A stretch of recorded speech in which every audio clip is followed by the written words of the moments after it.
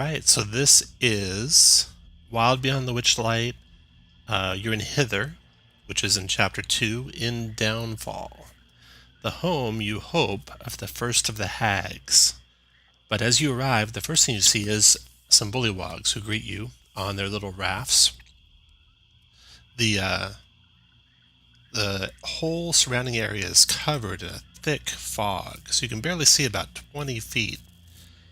And you hear some croaking voices penetrating the fog, through which dark shapes appear. They resolve into two rowboats. Manning the oars of each rowboat are two bullywogs. And let's do some quick introductions. Go ahead, Josh, if you're here. Jotaro is a Herringon Ranger. He is a agent for the Sealy Court, doing tasks for different members of the Archfey. And right now he is exploring the fate of the Archfey Zabrilna, who is ostensibly the ruler of the domain of Prismere. But it looks like she may have been deposed by a coven of hags known as the Hourglass Coven, and so he's trying to get to the bottom of that. Yeah, that's a good point. Everyone, if you have any kind of tidbits of why you're here, what you're doing here, throw that in as well. And Jotaro, on the trip here from the Brigand home, you did some, not scavenging, but foraging for food. So go ahead and do a survival check for me. Let's see how well you did.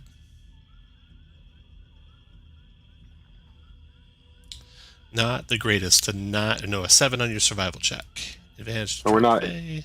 Not in forest. I guess we're not in a forest. Yeah. Oh.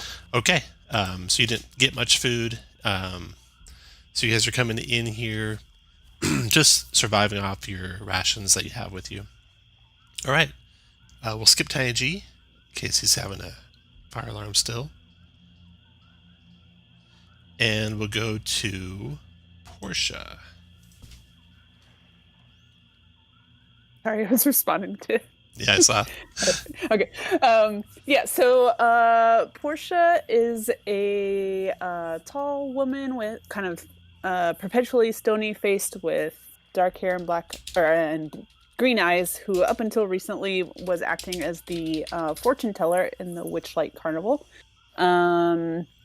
She was approached by a fey dragon who entreated her with a similar request as the warlock that a lot of folks have been helping out to try to free the Archfey of Prismere.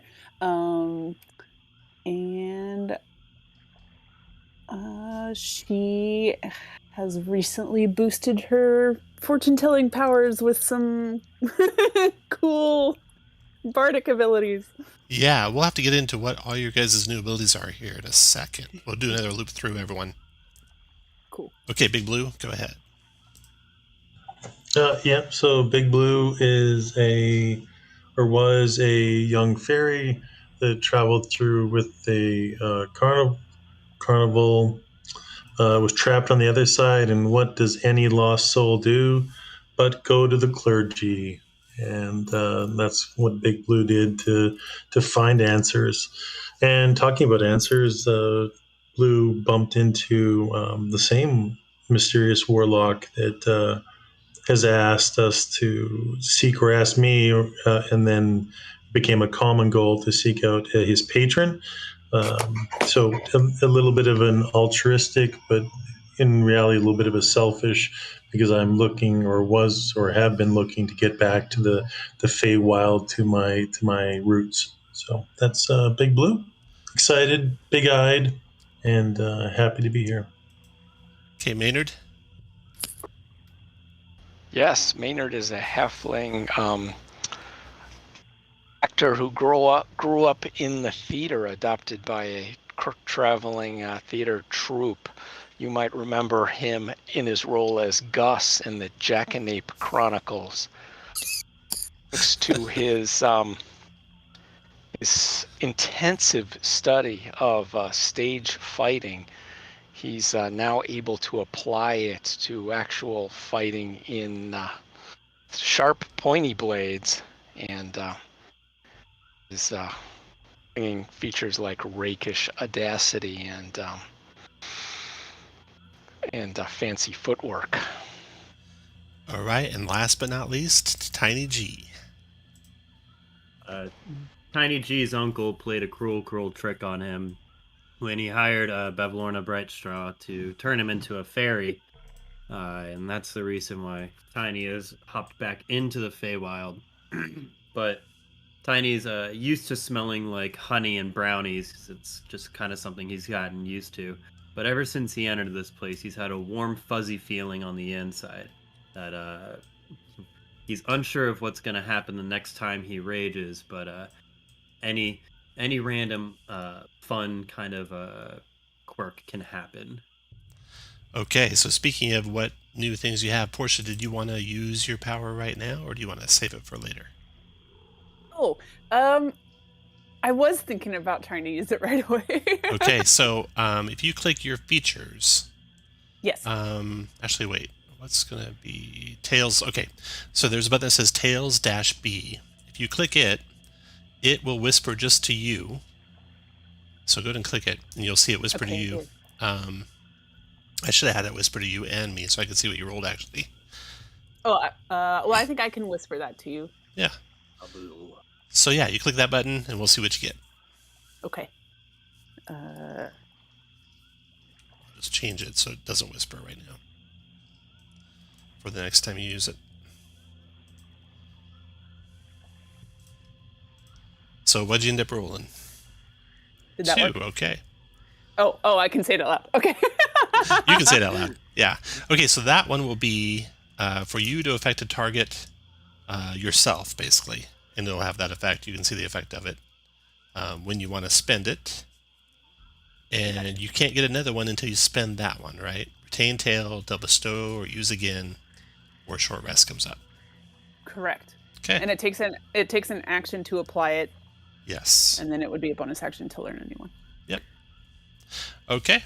So here you guys are on your skiff that you took from the brigands, the Herringon brigands, and Agdon, their leader.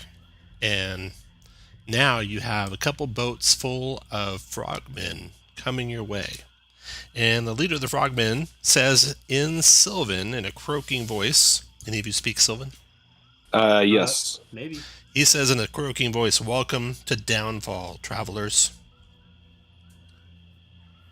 Thank you. I respond in Sylvan. Our king, Gullop the 19th, would be honored to make your acquaintance. I have never seen you here before. Is this your first time to Downfall? It is. Well, I suggest that you head to the dock, just over there. And he points basically to what would be your guys' left, around the bend of the river. After you get your boat docked away, make your way across the stepping stones, through the balloon factory, across the bridge of shattering heads, and to the gazebo. And there, Gullop the 19th holds court. Like I said, you can only see about 20 feet around you, but the river seems to be coming into a lake. And you see at least one more bullywog just at the edge of your vision, kind of lounging on a lily pad. You see that they're all dressed in clothing, although it's pretty soiled. You can see a watchtower to your right, up on top of a hill, and there's a couple of bullywogs up there keeping watch. Or actually, they seem pretty distracted and not really paying attention. You see that up there, there's also a spyglass for them to use if they were to look out over the land. Right, so they said to the docks to the north is what they recommended. What do you guys want to do? Didn't somebody give us intel on them? I don't remember. I'm not Either sure. it was but the innkeeper or the keys person gave us some intel about them. Does anybody remember? check your rewards email I sent you, and I'll be a little summary. But the fairy dragon that you guys rescued, Sir Tolliver, he had been imprisoned here because he ran afoul of the hag, and a bullywog helped him escape. He said they're very courtly. There's lots of intrigue. They're very lazy, but not necessarily evil. But they do Bev Warner's bidding. Yes. Okay. Mhm. Can we do an insight check to see if they're like leading us into a trap? I will roll those for you secretly, and none of you get any indication that they are. Okay.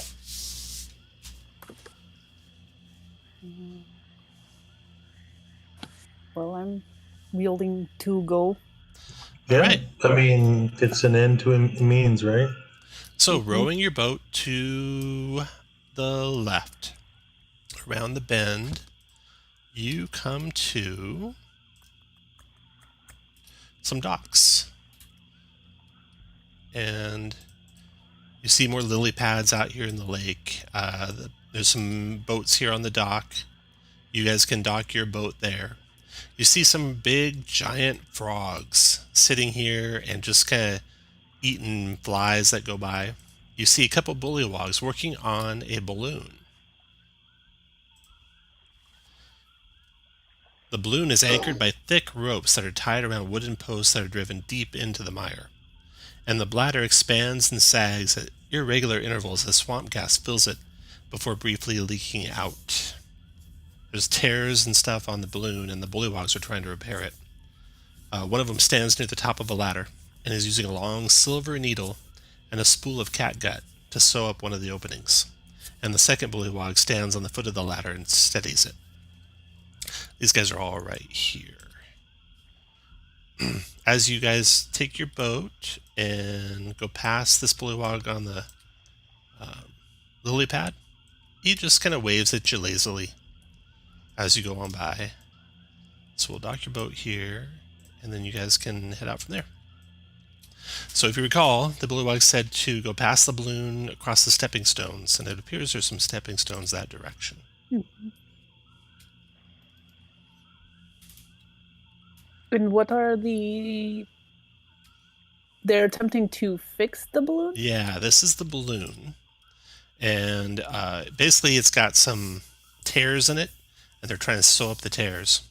There is a flap for letting swamp gas in, and once it fills up with swamp gas, it could in theory float away. But it's anchored down with a rope down over here, where all the frogs are kind of gathered around, a rope down over here, and a couple more going off to the north. So they don't want it to float away, or they do not want it to float away. They're trying to repair it. Okay. Yeah, so these two bullywogs are repairing this big balloon. Okay. But they also don't want it to fully deflate.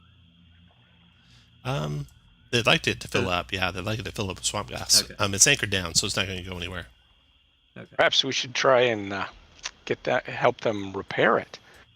I would like to ask them where they want to fly in their balloon. The bullywog that's sturdying the ladder turns and looks at you as you walk up, Maynard. And he says, you should probably see the king. He would know if we have any plans to go anywhere with the balloon. We just know we're supposed to fix it.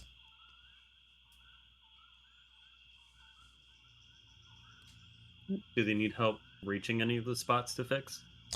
The balloons themselves, it looks like they have all sorts of crisscrossing ropes, so they're pretty easy to climb. Okay. In fact, here's some rules for the balloon. So there's two parts. This is the basket, which can carry up to about 750 pounds, and the balloon itself contains the swamp gas. It's only got about 15 hit points, and this one's probably down to about 10 from the looks of it. So to rise, it must be filled with swamp gas. A flap at the bottom lets gas in. 10 minutes to fill, and you can open the flap to descend. So it's going to take them probably five more days to fix it. You guys could certainly help, but it would take days. Oh. Well, then we best talk to the king first.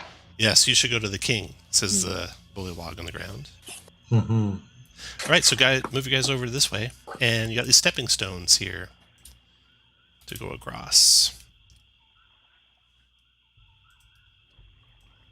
On our way out, can I just cast guidance on one of the bullywogs that seems to be doing the best at this particular moment? Yeah, absolutely. Tiny's gonna wink at Big Blue and skip across the rocks, full well knowing he can fly over them. But give me your march order with the lead person like right up here.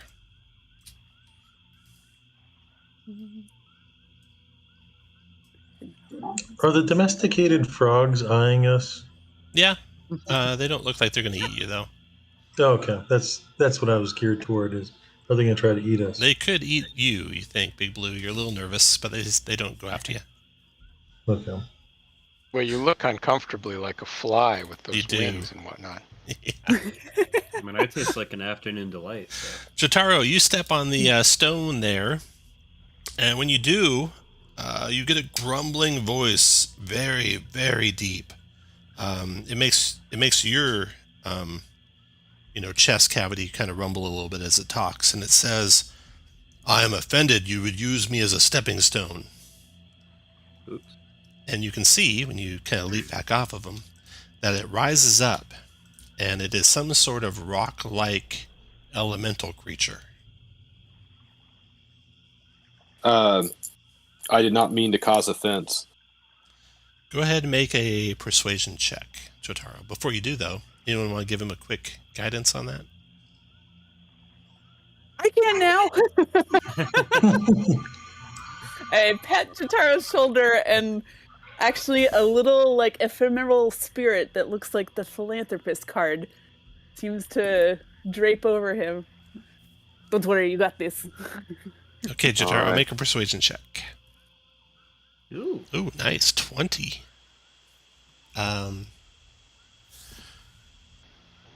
He is satisfied. And did you added that +2 from my otherworldly glamour into Yeah. the macros? Yeah, Okay. that's why that deception and persuasion are both plus, or 2 higher, and everything else is 2, even though you're not trained in it. Ah, very good. Yep. I see that now. Okay, cool. Okay, so yeah, with Jotaro's otherworldly glamour and Portia's guidance, the rock creature is satisfied, and he says, "Well, I suppose it's an honest mistake. You may pass." As he's saying that, he kind of starts lowering himself back down into the water and turning back into the top of a boulder. But when he does, you happen to notice, who's got the best perception here? Looks like Jotaro, but he was busy. So Big Blue, you notice some ripples in the water to the east. Something big under the water, kind of moving your direction. So you warn everyone as 2 creatures surface. These things are mostly submerged in the water, but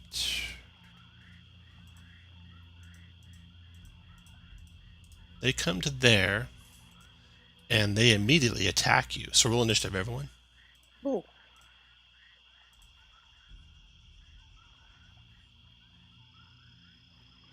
Are we Nice. Are we so exhausted?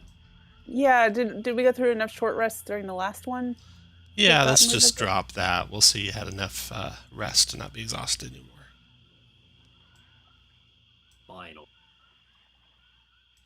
Okay. Did everyone roll? Looks like I'm missing 1. Looks like you, Maynard? Josh. I rolled. Oh no, I see it. No, I do see it. I'm in there. But roll again. I rolled the first one for you. Oh, well, it's up there for Dex check 13. That's weird. Oh, because I rolled a Dex check, no initiative. Wow, LOL. I'm having a moment. That's better. Hey. Look at Yeah, that. hey. Okay, Jotaro. You see these 2 creatures coming through the water. They are like the size of ogres, but they're mer creatures because they have tails. You can see propelling them through the water rapidly.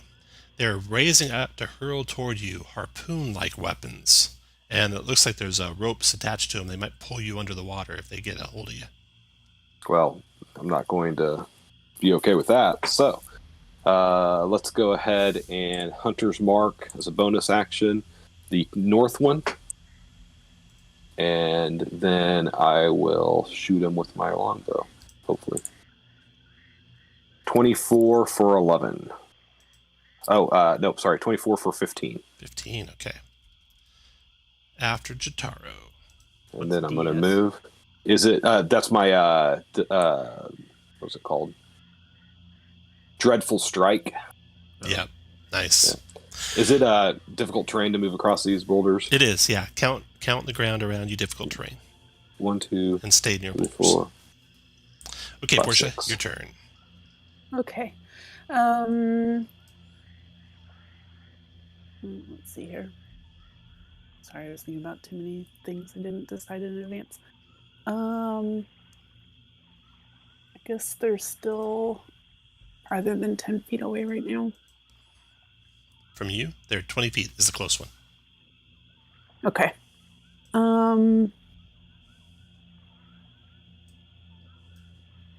I shall cast Bane on them. All right. Charisma saving throws. Boom, boom. One got 18, one got a 7. So the south one is baned. I will use this Death Head for that. What else, Portia? I'm also going to politely move around. And then Maynard, your turn. Okay, Maynard will fire his short bow at the north one. 18 to hit. That hit. So I don't think I can make a sneak attack, so that would be 4 big points of damage. You cannot. You probably didn't want to do this, but for future reference, you have this ability, Steady Aim. If you haven't moved and you don't move, you can have advantage with a bonus action. But I think you probably wanted to move away. So Did want to move. And I will use my bonus action to dash. Okay. Okay, so the close marrow, or the far marrow actually, is Bane. So Portia, click that Bane button. The marrow will hurl his harpoon at Big Blue. Bite, one claws, or harpoon. So 1, 2, 3, 4. He's a little out of range. So he closes first, hurls his harpoon, misses by a mile. Then finishes his movement right up next to you, Big Blue, and bites at you. 23, even with a penalty of 4 less, is still going to hit. So 9 piercing damage, Big Blue. Ouch. That marrow's done. Big Blue, your turn.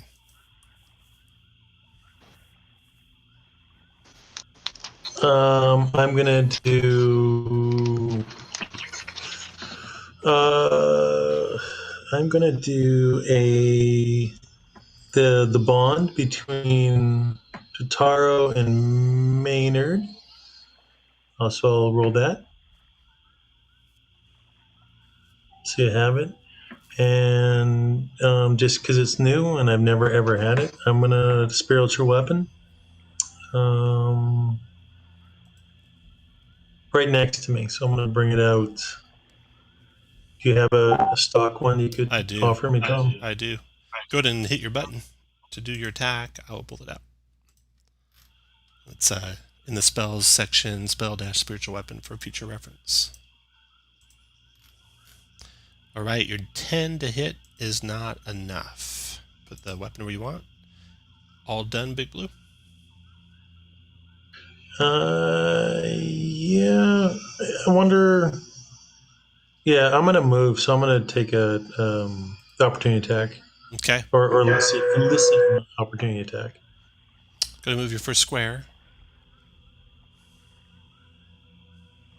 And he'll harpoon you.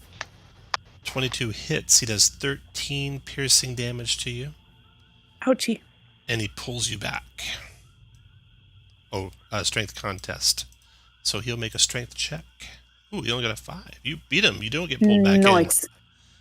Let's see here. Piercing creature. Okay, and then you break the harpoon loose, basically. It only had a small hold on you. You took 13 damage. You can keep moving now.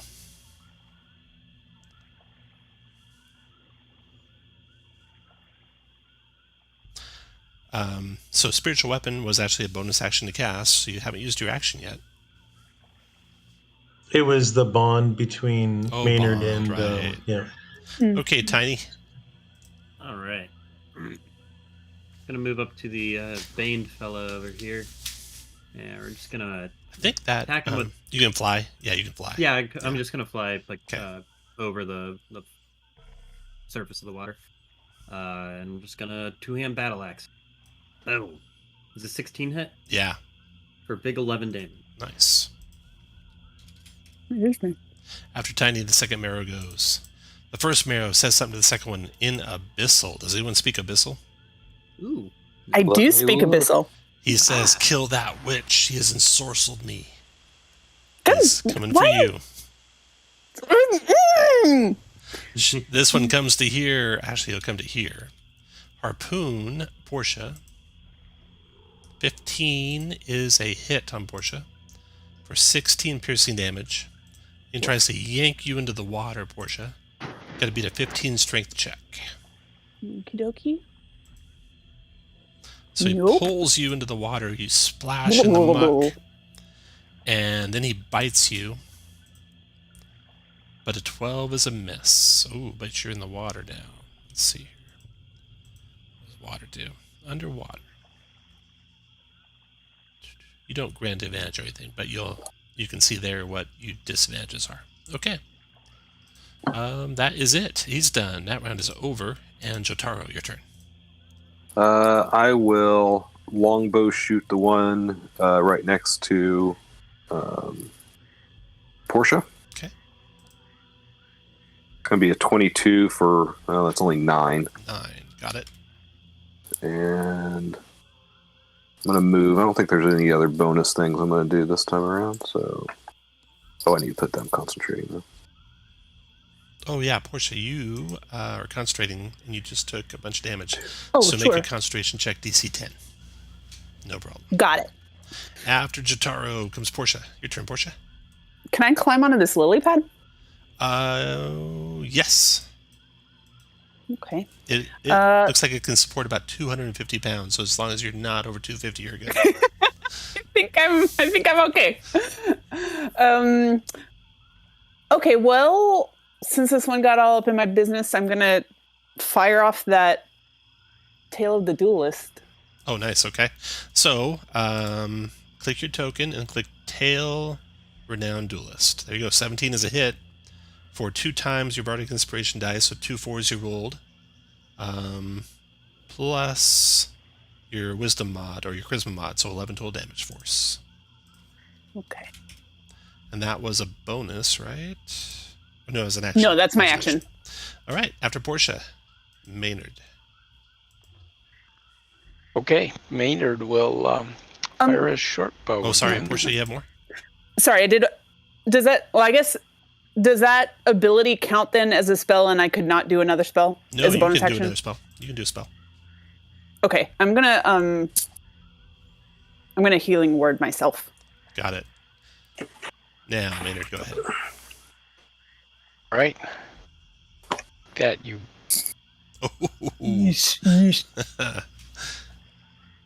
Were you attacking the north or south one, Maynard? North one. North one? Am I reading One that right that's- as 25 damage? Dragged in. No, I'm gonna sneak attack, right? Oh, it's built in there. Okay. See it? So you did 12 normal, and if you want, you can add 13 more sneak. That's what I'm gonna do. All right, 25 damage finishes that one. What else, Maynard? Nothing else. After Maynard, the last remaining marrow glares at Portia, glares at Tiny G. He hasn't tacked this little fairy floating in his face, so he's going to try and hit you with his harpoon.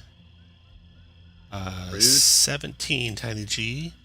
I think that is. 10 piercing. Uh-huh. And then he's going to bite you. No. 24 for 6 piercing. Oh, the 17 might miss. Portia, give me a Bane check. Oh. Which is Come on, we need a 3. okay. Sorry, I'm Winner, trying winner. remember where. There it is. Yay! Okay. All right. Theoretical healing.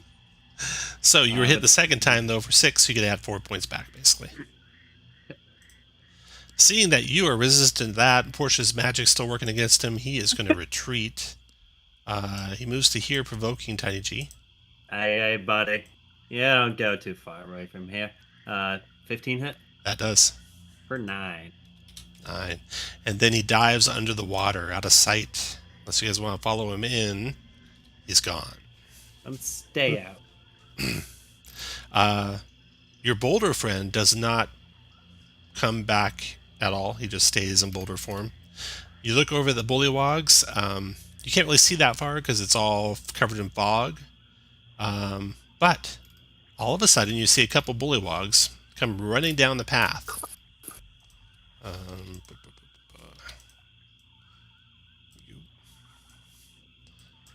You don't think they're necessarily the balloon keepers. They look like they're wearing a different set of soiled garments than the balloon keepers. But they say, oh, this is a dreadful occurrence. We're so sorry that you were attacked by the giant mermen. They don't normally attack us. Did you do something to make them mad? No. They came out of nowhere. They whisper back and forth to themselves and nod. And they say, well, you should probably be careful. You should go see the king at once. He can probably tell the merman not to attack you. What was his name again? Gullop the 19th. What's the 19th? He just passed that building, and there's a building coming into sight for some of you through the fog. Let me draw it here.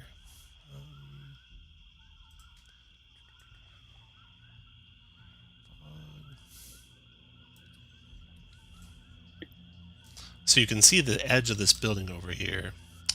They say go past that building, and there is a bridge, and that'll take you to the court of the king. And then they kind of retreat, go back to their business. Is anybody else weirded out that they are always trying to help us when I feel like we're their boss's enemy? Well, I think that the description we were given of the Bullywogs is that they're very helpful, that they're like a friendly people. Okay. From the key person, I think was who told us that. Mm-hmm. Oh, I think it was a dragon. Or was it a tree? The trees that were one on of the way to willows? key. Yeah, the willows. Telemi Hill, right? Telemi Hill, where the keykeeper lived. In fact, one of those trees gave you a key, and they said it would be useful for you. Up here is another map, just for your reference, kind of a overview of where you're going and have been. So you've been to the docks, you saw the balloon up here, you've been across the stepping stones. The building you're coming into sight of is this building here, and that is this building right here. And as you can see that, the wooden structure stands on stilts above the lake. It's topped by a steep conical roof made of thatch. Smoke curls up from a hole at its apex. Its windows are blacked out, and the air carries the smell of burned wood. A rickety wooden deck clings to the outside of the structure 6 feet above the water. A clothesline, attached to one corner of the building's exterior, is hung with a variety of frayed patchwork garments. So, let's see, here's the exterior, here's the clothesline, there.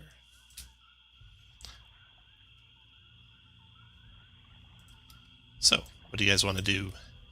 Some of you are pretty badly wounded from those harpoons. Yeah. Yeah, I think it's always good to. I'm gonna lay hands on myself. Well, cure Before you do, you're certainly welcome to take a short rest once you get on the dry land over there. You can get 2 of them in a day. Your choice when to use them. Does anybody have something that's like, I don't want to get back in the water. Can somebody, like, does anybody have like a grappling hook they could throw me? Well, I mean, Tiny G and I can fly over and carry you. If you do not mind. No, not at all. You know what we Yeah. can do? We can carry the harpoon between us, and you can just hold on to that. Okay, Maybe sit on it like Marilyn Monroe. but I am ready and waiting. Okay. You get escorted across by the two fairies, and you all, if you want to take a short rest, move your token 1 square up. If you don't, move down, and if you don't care, stay where you're at.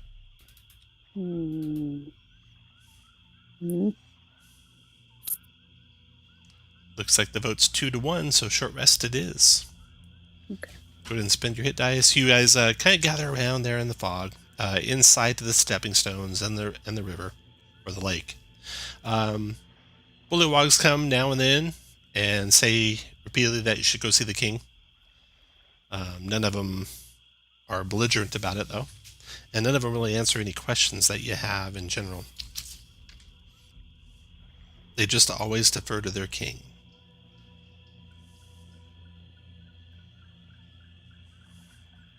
They do kind of crave some gossip on your part, though. They question you, like, where you've been. Have you seen the Herringon? Where in Hither have you been? That kind of stuff. In fact, a couple of them end up just kind of joining your group and lounging there and eating with you. Which is the hit dice button? You click your token, and then you click the A15 button for you. That'll roll your... I'm trying to... I do have my token clicked, but I've clicked it like 4 times. Yeah, same for me. Oh, yeah, same. Yeah, it looks like Roll20 APIs are not going. Let me fix that real quick for us. Sure. Big sad. I imagine it rolled max rolls, though. Surely. Why would it not?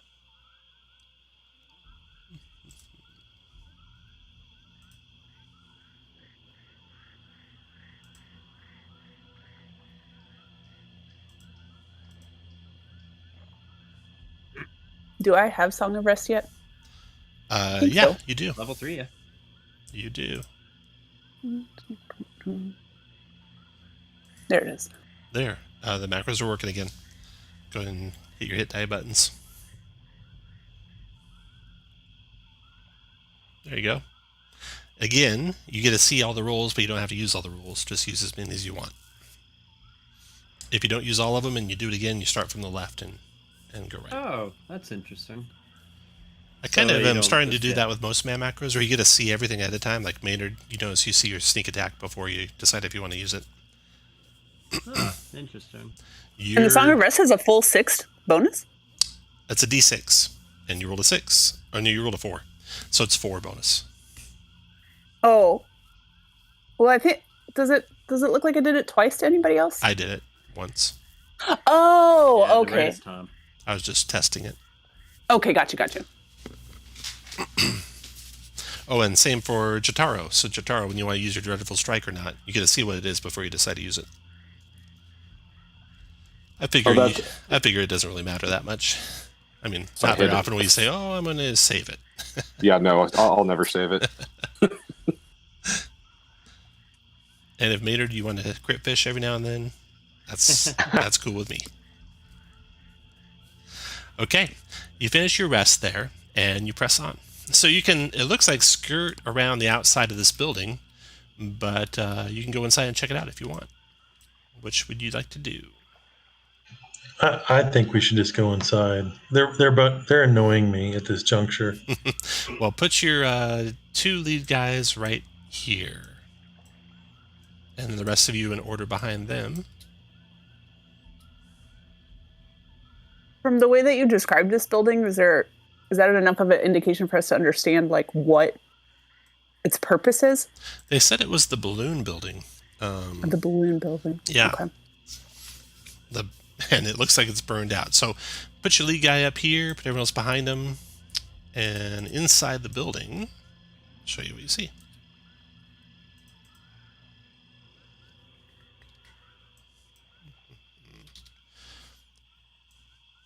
So, are these arrows physically visible on what we're walking on, or is that just are what physically visible?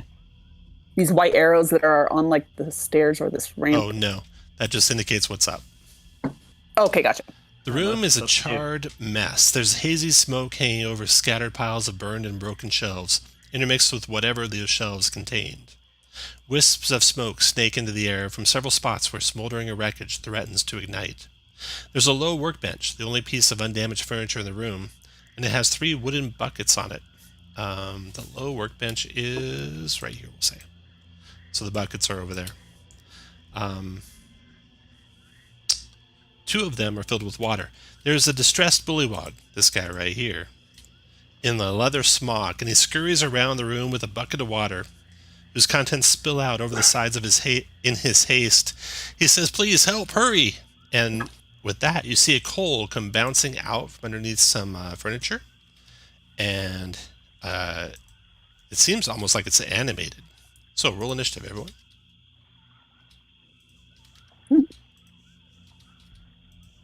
Man, I'm just rocking that initiative. I think Josh's initiative button's broken. Yeah. If you want, you can set it to Zach's setting. All right. First act is Chitaro. So these little coals are about like a foot across. They're irregularly shaped. They are mostly black but glow with red, and they're like catching on fire any wood they're touching. What do you want to do, Chitaro? So, but they're animated? They're animated, yeah. They're bouncing around the room.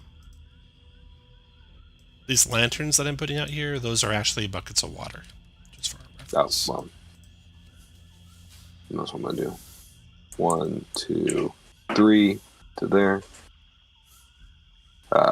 Pick up the bucket of water and throw it on the coal right next to me. All right, go for it. Make a... Let's see what kind of check this is.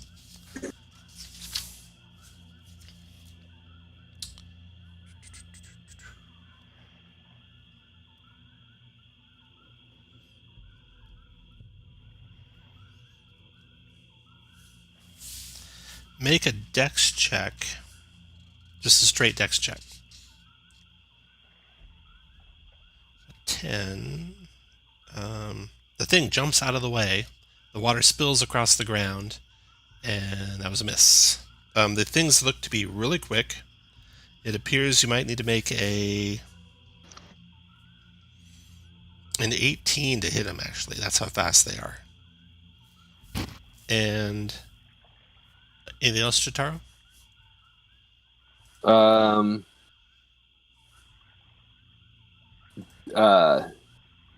Yeah, Jataro's going to use his rabbit hop to hop back over to here.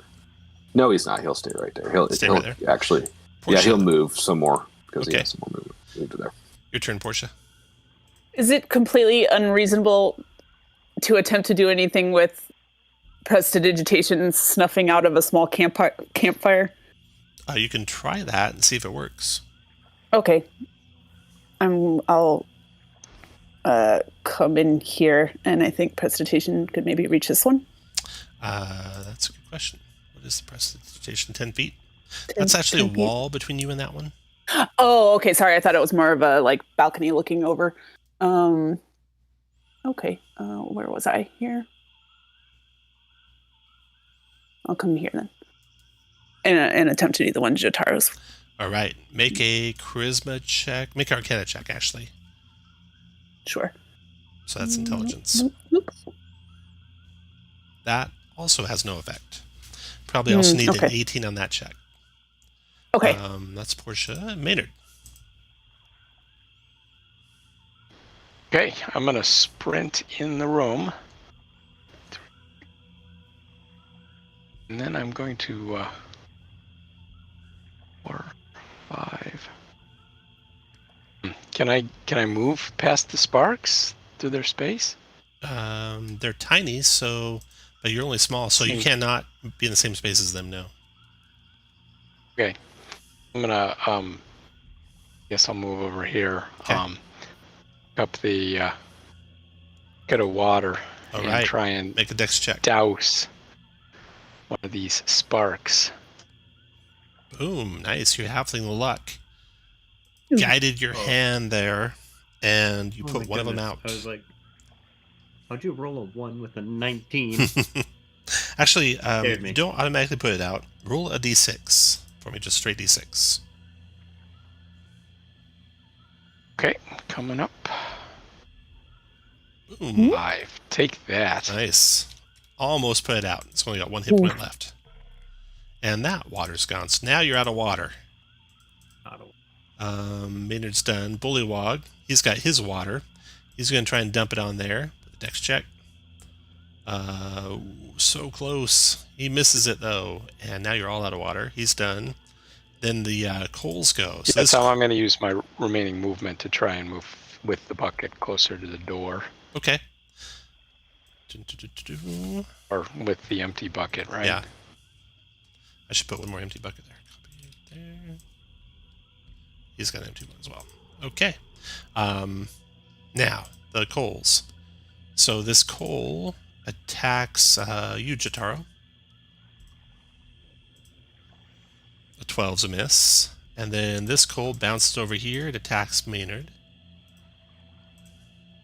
A 21 Maynard for 2 fire damage. And you catch on fire. Ow! So we'll just use a, let's see what would be a fire one. Use that for fire. Then this coal down here comes around. 1, 2, 3, 4, 5. So there. Attacks Maynard. 13's a miss. 1, 2, 3, 4, 5, 6. That one comes there, but that's a double move. That one comes there, that's a double move. And this one comes over there. Okay, the coals are done. The bullywog's done. Tiny G, your turn. So are these like piles of coal, or are they kind of They're like a one torch? piece of coal, like one, roughly 12 inches in any given direction, a lump of coal. Do something crazy. I'm gonna go up to it, and is it big enough for me to attempt to grapple? Yep, you can grapple it. All right, let's grapple. All right. It cannot beat a 21, so you have it. Great. And I will start flying towards the outdoor swamp. Or Okay. water. Go to move as half far as you can movement? move. Is it half movement or? With those things, no full. Okay, 1, 2, 3. Okay, Then drop it in. 5. Yep. All right, you drop it in. It gets one attack on you as you're carrying it. That's it. Hit you Ow. for 2 fire damage, and you're on fire. So I'll put the fire thing on you. If I have There you enough movement, can I jump in the water and douse it? Yeah, if you finish your move in the water, you can. 1, 2, 3. You just count the fires out this round. Tiny G's done. Big Blue, your turn.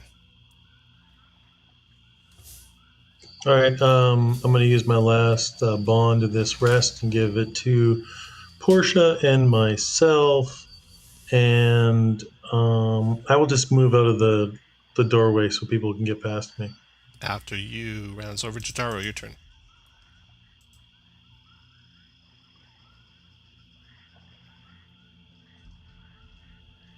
Your turn, Josh. You muted if you're talking. Sorry, I'm muted. No more water buckets around because Correct. They're all empty. All right. Well, I'm just going to try to. I'll pull out a short sword and try to stab the one next to me Okay, go for and it. put it out that way. Go for it. 21 hits 21, it, and you 6. crush it or split it in half, and it's no longer fighting. Awesome. Finish your All move you right. want. Portia, your turn. Okay. Rather than trying to combat one of the live coals, can I just use prestidigitation to put it out on Maynard? Maynard. Oh, put Maynard's fire out? Yes. Yeah, you can. So Maynard, Okay. you are no longer on fire. What else, Portia? I guess Appreciate that. I'm trying to decide what's easiest for everybody, but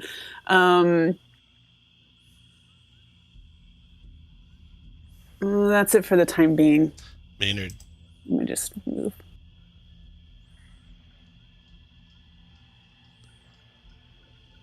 Okay, Maynard, having seen Yotaro's example of just smacking those things, pull out his +1 dagger and try and stab one.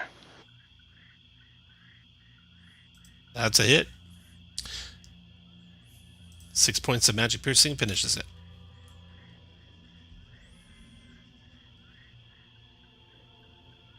After Maynard Bullywog's turn, he is going to take his thing and try and get out of here. 1, 2, 3, 4, 5, 6, 7. So he had to dash to get there, so that's it for him. Then the Coles go. They close up on Portia and Maynard. Each of you get attacked 1 time from a Cole. First Portia, 18 hits you for 3 fire, and you're on fire. And then Maynard, 23 hits you for 2 fire, and you're on fire. And then we got the one down there coming. 1, 2, 3, 4, 5, 6. So it dashes to there, and it's done. The Tiny G, your turn. I will just fly back in. Was that dash? And, I think 1, 2, 3, 4, 5, 6. Yep, 7 to get right there. Okay, after So Tiny dash G. to get there. Big Blue's turn.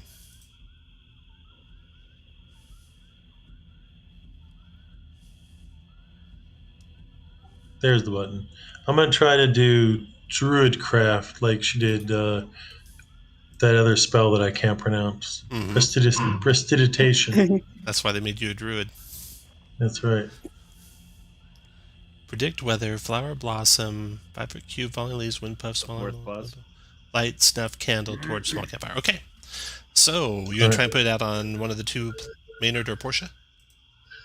I'm gonna try to put out one of the embers. All right, So make a Arcana check, DC 18. And what's that? Intelligence, yeah. Would that be wisdom? Because I'm a druid, though. No. Arcana's intelligence. Oof. Okay. After Big Blue runs over, Jotaro, your turn. So 9. 9's not enough. Jotaro, your turn. Yeah. All right. I'm going to sheath my short sword and take a shot with my longbow. And I will move to have a clear line of shot to the one right next to Tiny G. That's a wall you just went through. Oh, it is? Yeah. Oh, yes, it is. All right, so never mind that. Instead, I'm going to move to here and take a shot at the one next to Portia. Okay. You didn't know that Herringons can move through walls? Yep. It's in Chris's book. But that's only going to be a 13 to hit. After Jotaro, Portia. All So right. Portia, you're on fire. You take D4 at the start of your turn, so here's your damage. It is 1 fire damage, Portia. Ooh, okay, good. Well, I've been seeing that some physical attacks have been working, so I'll just attempt to rapier this one that's closest to me for the time being. Yeah, that hit it. That finished it. Good. Finish Good move where you rapier. want, and then Maynard, your turn. Maynard, you're on fire, so you're going to take 4 fire damage, Maynard. Ouch. I guess I will finish the one of the 2 remaining ones, though, or I try to. So I'll pull out my rapier in one hand and my dagger in the other. And with the rapier first. 21 to hit for 8 points of damage. Finished it. And then I will do an offhand attack with my dagger. Like that. Oh, nice. 22 for it's adjacent, so I'll Yep. use my sneak attack. Okay. So 13? There's no sneak attack button. It's already built in there. Right. So 13? 13. All right. Down it goes. You finish him off just as the Bullywog gets back with a big full bucket of water. And breathlessly, He says, thank you. Here, give this to the king. Tell him that you helped save the balloon factory. He hands over a brass brooch shaped like a fly, and the wings on the brooch flutter. It will help win the king's trust, he says. Oh. So you have a brass brooch shaped like a fly. Who wants to carry that, by the way? I do. Jotaro would be willing to. Okay. Yeah. So I'm gonna fly around my friends. So I'm gonna use Channel Divinity, grab my holy symbol, and then fly around everybody. So I'll start with Portia, then Maynard, then Tiny G. How are you, Chitaro? You're good to go? Yeah. Yeah. Looks like he is.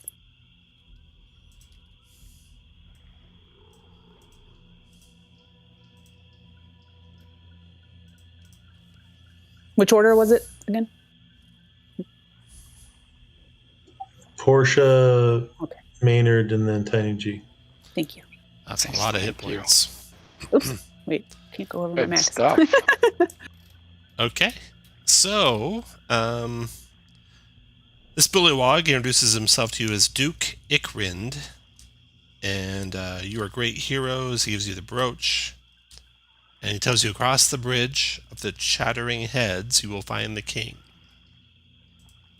And he points out the door or around the corner of the building where the bridge of the Chattering Heads is, which is right over here. So when you get to the bridge of the Chattering Heads, you see it's a flat wood plank bridge lined on one side by rows of bullywog heads on wooden spikes.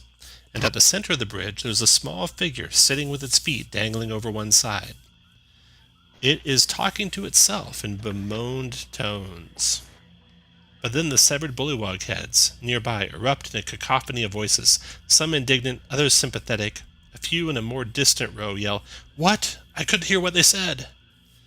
They start chattering you guys up as you approach. So as you guys are approaching, like here, coming around the building, these bullywog heads on spikes are talking to you. The scarecrow guy is right there. And he's kind of just like head down, his head, which consists, it looks like, of a gourd. Head down and kind of bemoaning, talking to himself. The closest head there turns and looks at you and starts chattering at you guys as you approach.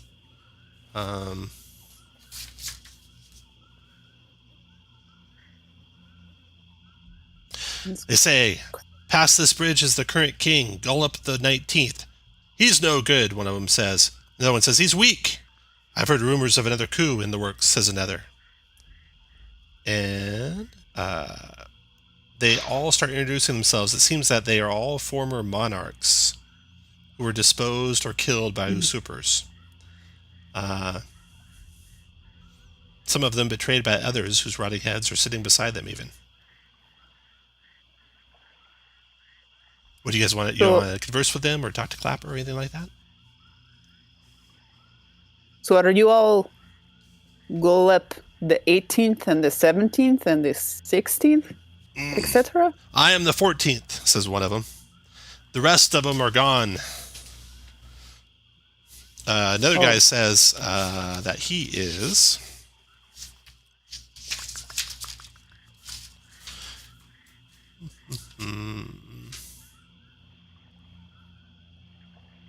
Molub the 16th. Gullop the 19th. He boiled me in oil before he took the throne.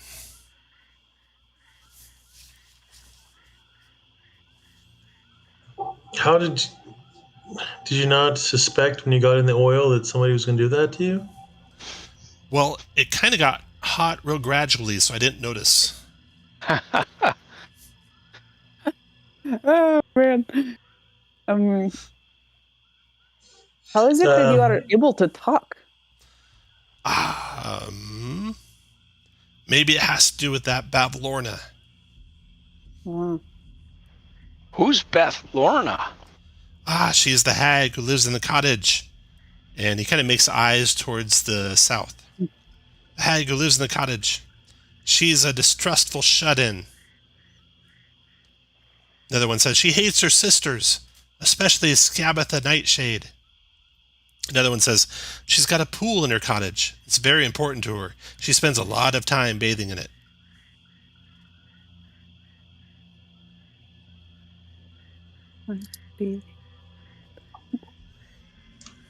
So distrust sisters, pool where she bathes, lives to the south in a cottage.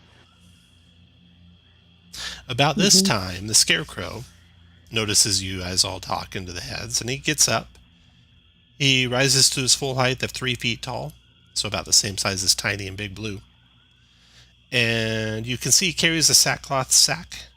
There's some moldy straw kind of coming out of the top of it.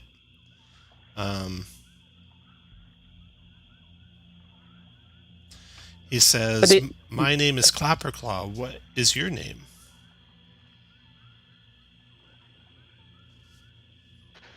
Maynard Throckbottom button at your service. You might remember me from my part in The Reign of Fortune and Frogs. I never saw that. Oh, you would love it. I bet I would. I am Jataro of the Sealy Court. The Sealy Court? Are you bad? The Sealy Court. We're the good guys. Oh, that's good. I ran away from the bad ones. Granny Nightshade. She was making me perform evil tasks for her. You haven't seen my head, have you? It is not the gourd. Oh no. He shakes his head left and right, and it kind of rattles like there's maybe like some coins inside of it. No. Agdon Longscarf stole my head. It's a glorious stag's skull. I want it back desperately. Sorry, who did you say had it? Agdon Longscarf. Oh. Who you guys defeated. You did not see any stag skulls in his treasures. Maybe we'll... Do you know anything more about Scabatha Nightshade? Yeah, she lives in a place called Hither. I know how to get there. Maybe if you could find my head, I could take you. Oh, I would like that very much. Absolutely. Okay. Well, I'll just hang out here. If you find my head, come back and find me. Okay. While he's having that conversation with you guys, you're continuously being accosted by these old monarchs, deposed monarchs. Speaking of the glorious rule and how Soggy Court has become a mockery since each of their individual reigns ended, and how Gullop the 19th is horrible king, and there was even an escaped prisoner, Sir Talavar. He was a dragon, they say. He had help from some of the bullywogs of the Soggy Court because Gullop is a terrible king. One of the accomplices languishes in prison, awaiting trial. Mm-hmm.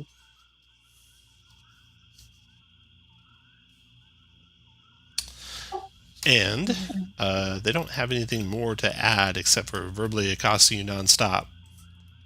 So you don't get any more info out of those guys, but you can see that the bridge ends a short distance away if you want to keep going. Do they... I know you just said that they don't have any information, but they wouldn't even know like where that prison is? It is past the king. Oh, okay. To the east, they say. Okay. Well, I say we progress on. All right. I think the next town we're in, we should buy a journal. There's a lot of stuff to write down. There's a lot of stuff to write down. Back up to the picture up top here. Let's see. So now You passed the burned out balloon building, past the bridge, and now you're coming to the court of King Gullop the 19th. So you can put your guys here if you want.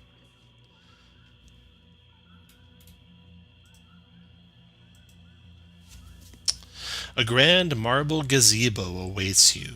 Comes into view through the fog. It sits atop a mound of soggy earth, its white stone streaked green with algae. The support pillars have sunk into the muck unevenly so that the domed canopy now sits askew. There are many bullywugs on top of the hill underneath the gazebo. They're dressed in shabby clothing. They're lounging on pillows. Among them, a harpist sends forth delicate notes that mingle with the murmuring croaking of the gathered nobles. On a dais, a flappy bullywug wearing a crown of woven lily flowers sits on an ornate throne with his legs folded under him. He has a large leather-bound book open across his lap and is mouthing the words he reads on the pages. Without looking up, are you guys going to get closer? Or are you going to stay that far away? No, I'll get Okay. right Go up in there. I get right to the edge of the frogs. Once you get near the edge of the frogs, without looking up, he says, "Have you no herald to announce your presence before King Gullop the 19th?" He slams the book closed as if to punctuate his question, and he looks up, regarding you all for the first time. Some sleepy bullywug guards standing around their monarch snap to attention and ready their weapons. Jotaro says, "I have served as a herald for many powerful archfey of the Sealy Court. When I am traveling on their business, I serve as my own herald. Who are you then? I am Jotaro, Herringon Ranger of the Sealy Court, and my fur glows in the moonlight." So here's your king. He's got a little baby crocodile with a ruffled collar, kind of giving you the side eye as you're talking. The king nods to his herald over beside him. You can see a distinguished bullywug. And he says, His Royal Majesty King Gullop the 19th welcomes you, Jotaro. As you guys are talking to the king,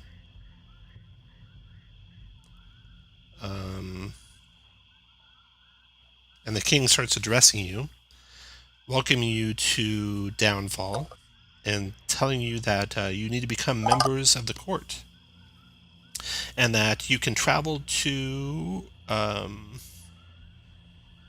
what's it called? The building to the east or the west of here, east of here. The building to the east of here, where you will be outfitted as members of the Soggy Court. And once you are, and he's going on and on, as he does that, a bullywug hands, let's see here. He'll hand to Maynard a wine glass. Maynard, you look inside the cup and you see there's a scrap of parchment with words written on it in Sylvan. You recognize the Sylvan. I don't know if you can read it, though. Can you read Sylvan? No. Okay. But you know Jotaro can, and Yeah. Blue and others can. I can. I think several of us I will can. pass it to Jotaro for translation. Okay. Meanwhile, while you're handing that to Jotaro, the king is going on about how I would like you to return this book. He holds out the book that he had been looking at to Bavlorna and assure her that we did not steal it, but that we merely ensured its safekeeping. Will you do this for me? Indeed, I will. It would be my pleasure to perform this favor for you. Then, only members of the Soggy Court are allowed to speak with Bavlorna. Let's see here. Did we present the brooch to him? You can if you want. You want to? Well, I'm not the one holding it, but Yeah, I had it pinned to my chest, and Okay. I was proudly displaying it. All right. Big Blue. Let's see here. Oh yeah, you're good with insight. Okay. You know, or you think, you suspect the king is not telling the whole truth about having to be a member of the Soggy Court, or something about taking the book to Bavlorna that he's like, kind of glossing over some important details, like she might eat you or something like that. Only members of the Soggy Court are allowed to speak with Bavlorna. You will have to proceed to the palace, be fitted with the proper attire. Once appropriately garbed, I will give you the big book of bad blood, and you can take it to the hag with great haste. Big book. Bad blood. Has it been more than 10 minutes since our interaction with the Embers? No. All right. Just in case it helps. Old 14. Building Bond. Okay, so, do you guys want to go and get attired so that you can take the big book of bad blood to Bavlorna? Oh, let's read the secret note. The secret note that you have, that Jotaro is reading for you as you're discussing what you're going to do next. It says, I should type this in for you. Find Illig, the Baron of Muck Stump, at once.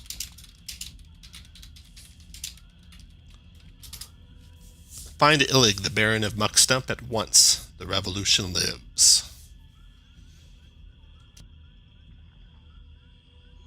So this was just like a nondescript bullywog in the king's court that handed you the note. And now he's not making eye contact with you. Do we know anything about where this Illig, the Baron of Muck Stump, could be? You have no idea. Well, so didn't the guy that let the fairy dragon loose, isn't he imprisoned here? Correct. Maybe that's the same. Tolliver had an accomplice. One was on the balloon with him. One did not leave Downfall. And I thought that they said one of the heads said he was east of the gazebo. They did, east of the gazebo, yeah. Well, that's where we have to go anyway, so let's head that way. All right. Yeah, to get our garb. Yeah, you got to get your royal attire. I mean, I've Or always wanted a your neck courtly attire. ruffle. Yeah. What are we supposed to see? The royal attire will get us in the Soggy Court.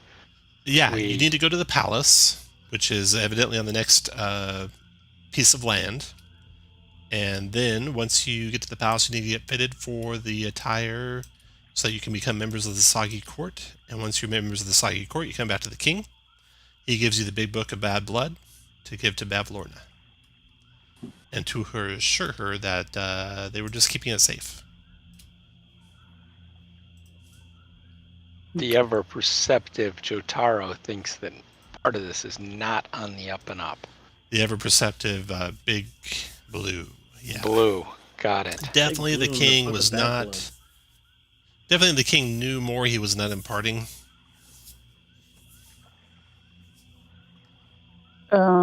So, when you go to across the jut of land, and you come to the other place, you see a big palace to the right, a couple guards out in front of it, and you see a smaller building ahead. Which way do you want to go? I want to go to the palace last, so let's go to the smaller building. Okay. Yeah. The bullywogs wave at you as you go by. You come to the smaller building, and We wave back. The smaller building. Rising from the soggy earth is a sturdy wooden hut with an open doorway on one side of it. A conical thatched roof rises 18 feet above the muck. At the back of the hut are two holding cells. Thick mangrove roots serve as bars, with a small round door closing off each cell. The floor of one cell is covered with several inches of stinking water. A figure in rags is slumped against the back wall. This is the figure in rags. Mm-hmm. Go to move all your token or your characters over here. Thank you. And then if you guys hover over that token of that guy, do you see anything below it? Yes. Ah. So he's dressed in ragged, or she, actually it's female. I don't know how you'd know, between bullywogs, but a female bullywog, dressed in ragged, stained. I guess it depends on how hot it is outside or cold it is. Dressed in ragged, stained remnants of an orange surcoat that bears a sigil of a great helm fashioned to resemble a frog's head. When you guys enter the building or enter the room, the figure stands up and bows regally to you. Taro bows regally back and says, "Well met. I am Morgort. I am the Knight of Warts. Who are you?" I am Jotaro, herald and agent of the Sealy Court.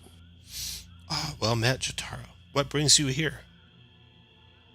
I am looking into the disappearance of the Archfey Zybilna. "I don't know anything about that." Do you know anything about... did we know the name of the pseudo-dragon's master? Or fairy dragon's master? Or no, I think he wasn't pseudo-dragon, was he? Was he a fairy dragon? Sir Calabar? Tolliver? Yeah. You know his name. You don't know who his master is. Okay. You did, actually. Are you I don't remember what it was, though. Yeah. It wasn't Zybilna herself? No, it wasn't. He was coming here to find out what happened to Zybilna. Oh. Gotcha. I ask if the Knight of Warts is familiar with Taliver's master. I'm familiar with Sir Tolliver. Ah, yes. A very brave knight he was. Captured by Bavlorna. A recluse who rarely leaves her cottage. She enjoys making foul bargains with visitors. And she did the same with Tolliver and imprisoned him. But we got him free. You aided in his... Well, I and my friend, Wigglewog, helped the Honorable Sir Tolliver escape. To delay our pursuers, though, I stayed behind. I got captured, though, as a result. I'm sure I'm going to be probably fed above Lorna for too long. Well, I think you are definitely a chivalrous knight of great virtue, and we will do what we can to free you. Do you not think that we could do something to get him out of the cell right now? So it's just a door. It looks like you could tear through the root walls with enough strength, or pick the lock if you had thieves' tools. Yeah, I think we could definitely do that, and I know that the Knight of Warts, being the chivalrous sort that he is, will then repay us accordingly. I will be in your debt. Now, if you met Sir Talibar... Yes, you will. I'm sure you met Wigglewog. How was Wigglewog? Oh. Wigglewog did not make it. Oh. Morgort grows very sullen at that, downcast, sad. Well, Sorry if you need for your loss. if you need to get out of Downfall in a hurry, I could repay my debt by helping you to steal the balloon and fly it to safety. Yes. Can we fly it to where Clapperclaw will tell us? He told you Thither is where Granny Nightshade was, and yes, I could fly it to Thither.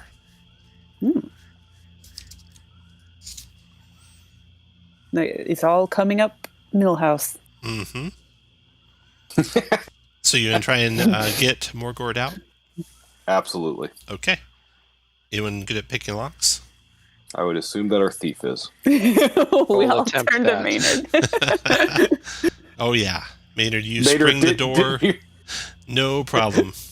Maynard, didn't you play a lock picker? In, I did. In the Lights of Waterdeep, musical. I played... it was the musical number. Every lock in Waterdeep was... It was a high... Turn that... It had the crowd on their feet. Was there like a huge treasure at the end and a gold dragon and... Spoilers. Spoiler alert. Sorry. And the greatest detective of Waterdeep. Morgort says that I will lay low. I will wait for you by the balloon. If you don't need to leave with the balloon, I thank you, and maybe our paths will cross again one day. They will. Morgort then kind of leaps into the water and swims away. Because you owe us a debt. Now, from here you see a strange sight. There's a bridge leading across behind the building you're in, and you see a cloud up there, kind of barely visible above the fog, and lightning is dancing around in the cloud, almost like it's self-contained in its own cloud. You have to get closer to see what that is, though, for sure. Was this the direction of Balmora? Babylorna? Or No, Balorna, Babylorna yeah. was south of here. So if you were here, you'd look south for Babylorna. Then let's go check out the thundercloud. So the thundercloud. Okay, let's see. I should draw. Yeah, here we go. 'Cause So you went across that land bridge. That brings you over to here. And the cloud is actually the top of a balloon, it turns out. Ooh. Can we do this balloon instead? Maybe, They're yeah. crazy balloons. Okay, so here's the balloon. Oh, I got a good picture of it here. Let's see. This is the balloon you see. Dude! Ooh. Ow. I want that. How does it work? Neat. That's a good question. So a big black balloon floats over the lake, tugging at its moorings. The balloon is not made of fabric, but rather a roiling, dark rain cloud that has been contained somehow with lines and netting. Beneath it hangs a basket made of black wicker and wood, which serves as a merchant's stall. A large pane of gray glass is drawn closed across an opening above the counter. A sign mounted above the window reads, "Wondrous Wares and Fair Fares." A sign hanging below the counter reads, "Available for a limited time only. Very good thimble, finger not included. Mug of Bumble beer, has a nice sting to it. Dusk mallow pie with decorative bite marks. Bundle of dry wood, great for starting fires. Ink portraits, if we have to look at you, you should know. So should you. And moonlight monocle, no more fumbling in the dark."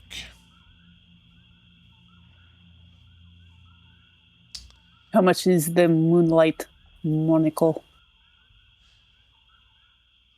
Or, well, we're not even. So you guys walk up to it, in I there assume. yet? Yeah, Two darklings introduce themselves as Trinket and Bauble. And they immediately start insulting you. And greet you with plenty of sass. They say the monocle, what's that cost? Let's see, what's a fair price for that? Trinket says, how about, what color is Portia's eyes? Green? How about the green from your eyes? That'd be a fair trade for you all see in the dark. It's a monocle. It's a monocle. It should only be the green of one eye. I don't like rabbits. Well, Maybe we should take one of your ears. That'd be a fair trade. maybe I'll take your nose. With that, let's take a quick break. We'll come back, and you can keep bargaining with the Darkling. Portia was asking what the Moonlight Monocle cost, and they say it costs the color from your eyes.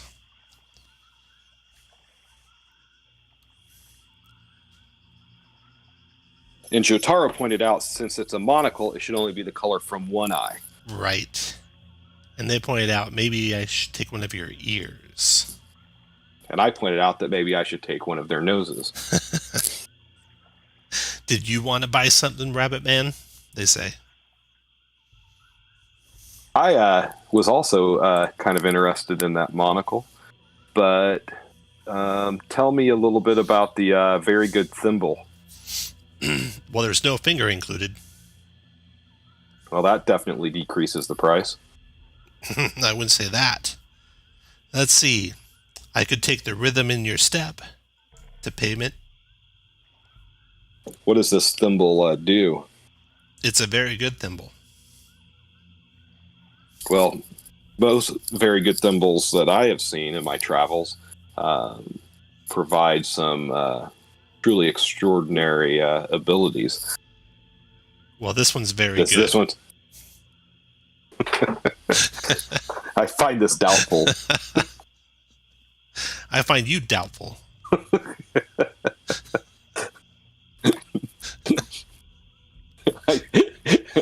I doubt the paternity of your brother.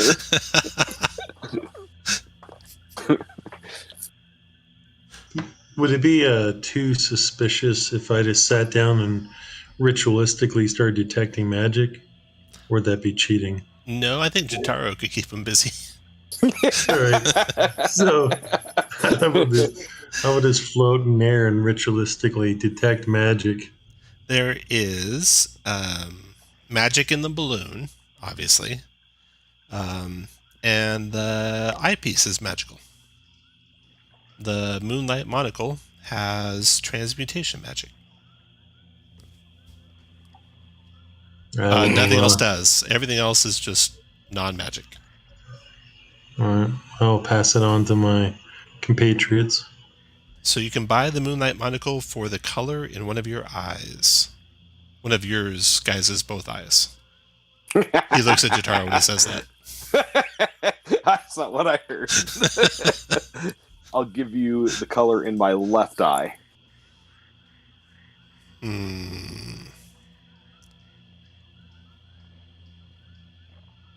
Deal. He produces trinket that is produces a small marble, and trinket says, "Hugh, be mine." And as that happens, you guys can see the color drain from one of Jotaro's eyes. Your iris turns transparent, and now the marble's the color of what your eye used to be. And he smirks at you and hands over the monocle. Thank you. Can I still see out of my oak? Yeah, it doesn't have any effect on you. Just took the color from one of your eyes. So does anyone want to purchase anything else, none of which is magical? Yeah, can I have a wand of prestidigitation? Prestidigitation. I would like to trade it with you for the balloon. No. Yeah, how much for the balloon? I cannot sell the balloon. It's not for sale. So I did not realize that I was on mute for like a very, very, very long time. Yeah. And I had tried like 3 times to offer to sacrifice the color of both of my eyes so that Jotaro wouldn't have to give up anything. Jotaro just kept saying, covering your mouth and saying, "Shh, shh." I've got this. This is mine. How much do you want for those headshots? The ink portrait? That's awesome. You can give me the rhythm in your step. Oh, I very much need that. Well, then you don't get a I headshot. tell you about the dancing sequence in Lights of Waterdeep? I do Played not care. Xanathar. I don't care. Okay. Philistines.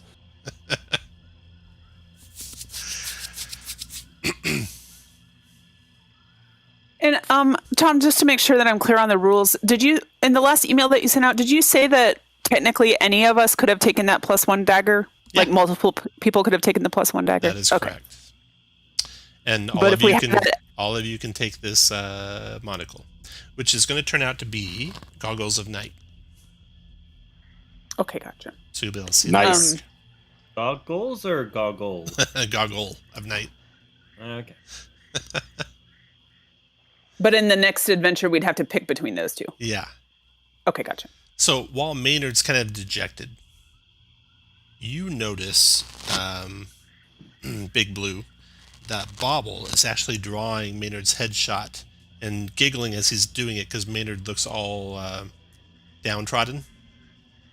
So he's like putting a frown on it and everything.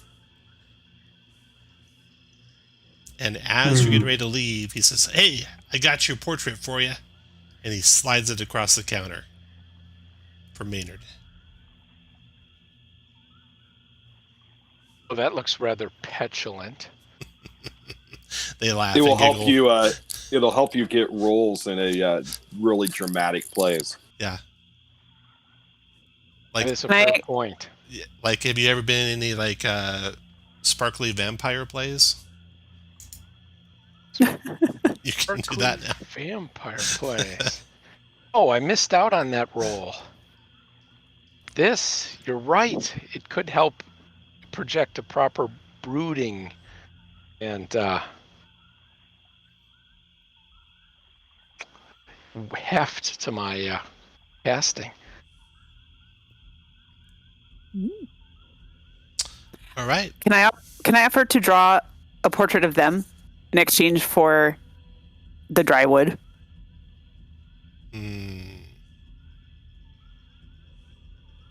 They agree. Okay. I do have parchment and ink on me. I'll legitimately try to do my best. Okay. All right. Yeah. They take up some pretty disturbing poses while you draw them, Wonderful. and then give you over. What do you ask for? The dry wood. Yep. Okay. They give you the dry wood after when you hand them over the portrait you painted of them. It's very hard to find anything dry here. I appreciate this. All right. So now, you're basically done on this island, and there's a palace to the south, or open water in every direction, or back towards the king's island. You still have the scrap of paper that says, Viva la Revolution. What's it actually say? Find Illig, the Baron of Muckstump, at once. The revolution lives. So you got that sheet of paper. Bavlorna is somewhere south of where the king is. And you have the palace here on this island still. Should we get the correct attire? The palace. That's where you go for the attire.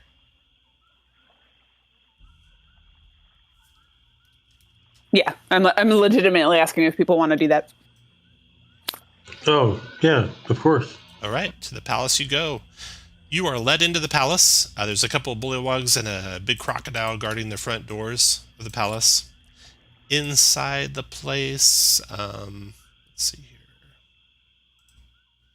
The ramshackle hall is built around a big tree. You see two of the tree's limbs reach out through the walls like enormous welcoming arms. A clothesline attached to the southwest corner of the building exterior has a variety of frayed patchwork garments draped over it. The interior of the hall is roomy with an open floor plan that allows occupants on the upper story to look out over the lower one. There's bullywug courtiers here crowded into this place, filling it with their guttural croaks. Their clothing is faded and stained with mud, and they have sets of clothing for each of you. Surcoats of your choice. You can each individually describe what kind of heraldry you find on the surcoat that you take over. Ooh. There's also some musicians down here in the water playing the song. You see there's some a dock outside, and that's it. How far can we see on the clothesline? About 20 feet before the fog blocks your sight. There's nothing on it What's other that? than clothes. Clothes. There's Yeah. nothing but clothes. Okay. Nothing but clothes, and it goes off into the fog. Shitaro, didn't you have it? I don't know if you shared it with us, but didn't you have some sort of premonition or vision of somebody hanging over water?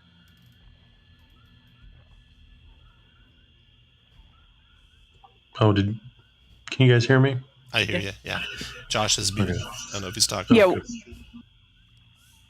When? Sorry, I had a work thing come up real fast. I'm in agreement with everybody else, whatever that is. And I'll be back here in a second.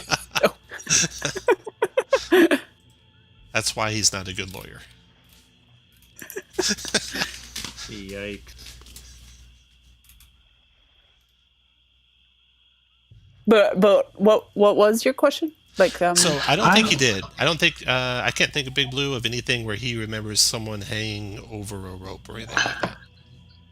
I thought there was somebody in a cage hanging over the water. Curving horns on its head. Nice. All right.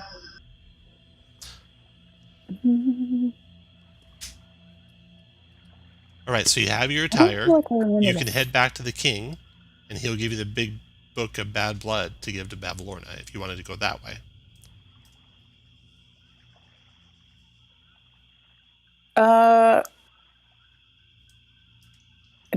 I mean, who's the friendliest? I don't want to ask that. Does anybody have any thoughts on how to find the person in this note? None of We you could know. ask the talking heads. None of you know. You could ask Bullywogs, or you can ask other people around. I'm worried that they would be loyal to the current king. Mm-hmm. Nah. Doesn't seem to be a lot of loyalty here. This clothesline, I feel like this is my Sherlock moment. Is there any way that I can follow that? Because I can fly. Can I? Right. You fly on, follow it. Yeah. It goes through into the fog, climbs pretty steeply, and eventually comes to the side of a building. There's a building out there in the middle of the lake, shrouded in the fog. Let's see, where's the clothesline coming? It comes in here.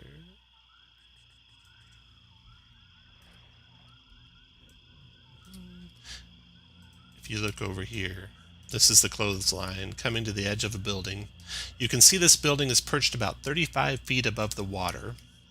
There is a stair rail on the outside of it, right here, with a door that goes in. This little parapet-looking edge to the stair rail is just a handrail. And it ascends up to the next floor up. You don't see any windows on the side you approach from. So then I'm going to go up to the next floor.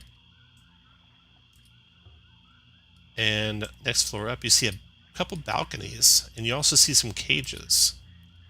So you came here. You see there's a door in the place there. The stairs go up. They come up to 45 feet above the water, where there's another door into the building. You see a balcony over here with some cages. You see a satyr in one of the cages. And you see another balcony over here. And that balcony's got a window. It's kind of caked over, though, so you can't see what's inside it.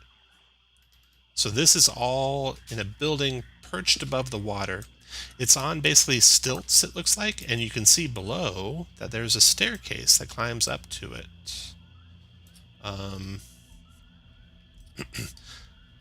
So here's the stairs. It comes all the way down to water level. You can follow it down to the water level. And then circles around. And there's a trapdoor in the bottom of the building right here. So the stairs start at water level, climb to 10 feet here, 20 feet here, then 30 feet there. Then you'd have to go through the trapdoor in the roof or the floor of the building above it. The dotted line here is the edge of that building.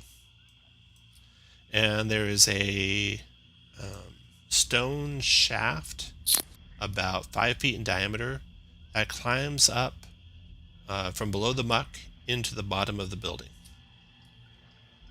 So that's what you see. I go back to the A team and I explain everything I saw. Okay. Would you describe the outside of the building as a cottage? As a cottage. It was pretty dilapidated, made out of wood. Boards are all soggy looking, and a lot of them have mildew and mold growing on them. Multiple floors, windows here and there, caked over, so they're kind of opaque. You can't see inside of it. Oh, and then if I come back to this map here. So the big kind of isometric view of this place, that's the building in the middle of the lake.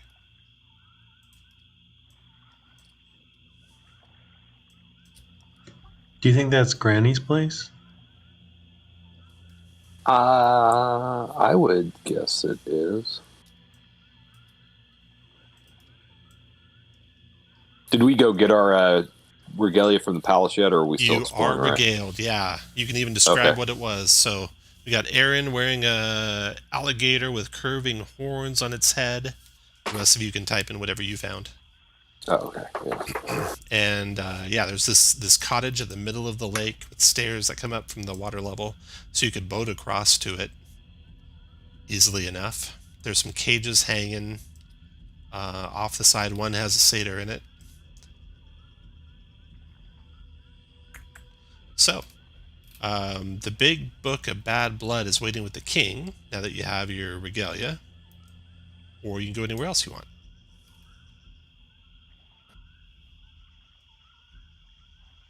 All right, well, I guess we'll go back to the king, get that big book of bad blood. All right, the king is happy to see you return.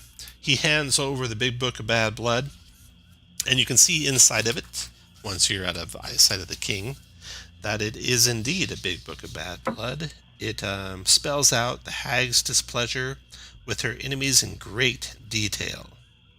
You make note of various things in there in case they might come up, but nothing really rings a bell, except for, of course, her sisters, who just reconfirms that her two sisters forming the covenant with her are Scabbath the Nightshade and...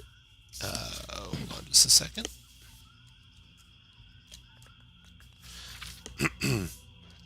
Edelyn Moongrave and Scabbath the Nightshade. And Scabbatha lives in Hither, and Edelyn lives in Yon. And let's see. There's various things that they've stolen from her and that she's stolen from them. You know what those are. But yeah, the Bullywug King wants you to take the book to her, and of course, tell her he was just keeping it safe.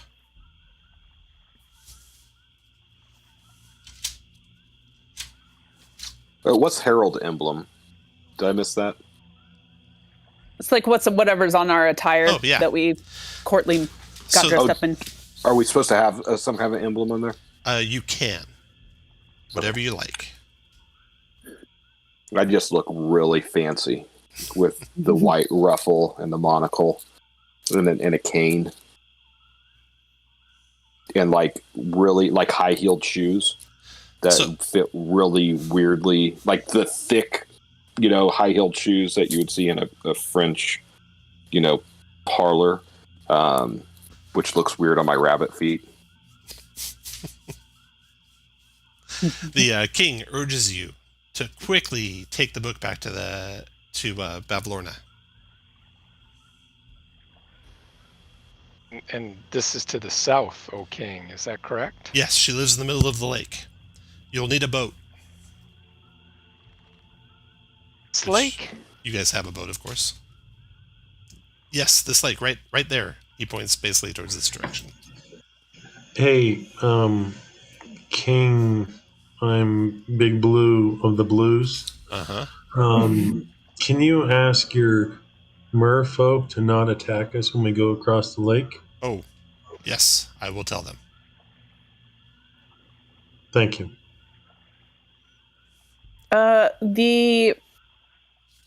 The bullywog that slipped us that note. Mm-hmm.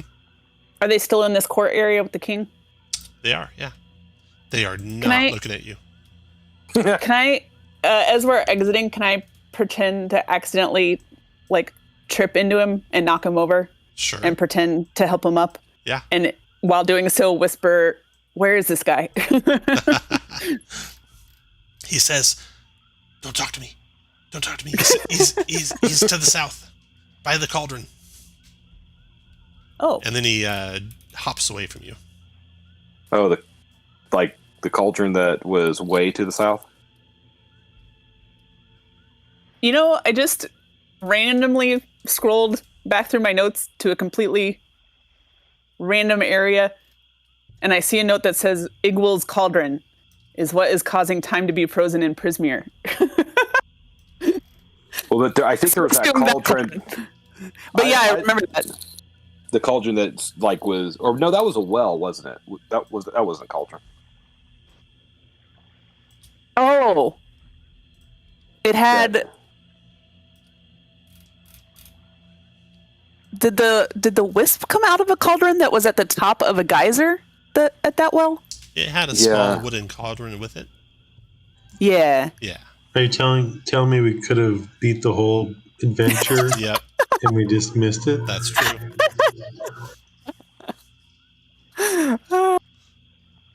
Well, is there anything to the south that we haven't explored yet in this area? Okay, yeah. let's go check that out. If you come back to your boat, you can go either to the cottage or across the water over to this area. And then you can see there's a path that leads away from the tower that you haven't been down. All right, let's go do that. All right. I say. So I'll grab y'all. You tell the king you're going to see Bavlorna, and then just don't do that. Come to here, moor your boat on the shore there, and set out across country.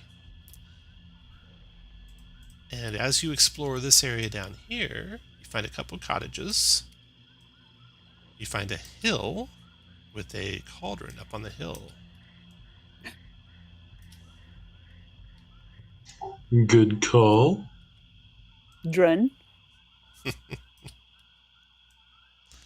Okay, so where are you going to go to first? You got a cauldron up on the hill, a building here, and a building here, and the path continues. Say we check out the cauldron on the hill first, and then work our way down. That seems important.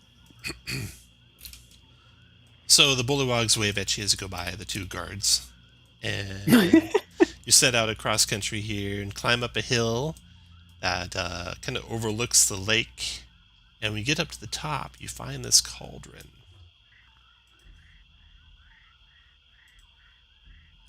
It's a bulbous cauldron, about 4 feet in diameter, 3 feet tall. It's got green-black metal with a thick lid sitting above a bed of hot coals on 6 sturdy iron legs that protrude from its curved bottom like the extremities of a crab. A wooden ladle hangs from a lanyard looped around the lid's knob. The lid is shut on top of the cauldron.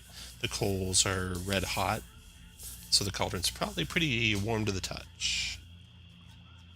What do you guys want to do? I'm going to use my trident to move the lid off of the cauldron. Okay. Let's put you guys where you want to be when you do that. Oh. So stand where you want to be standing as he tries to push the lid off the cauldron with his trident. Is it okay if before you do that we just carefully remove the ladle first? It's not connected to the lid's knob, right? It's just looped around it. It's hanging from a lanyard that's looped around the lid's knob. So you'd have to cut the lanyard to take it. Oh, okay, so they are connected. Okay, gotcha. Well, then I'm fine with just using the trident. Okay. Everyone good? Roll initiative, everyone. Okay.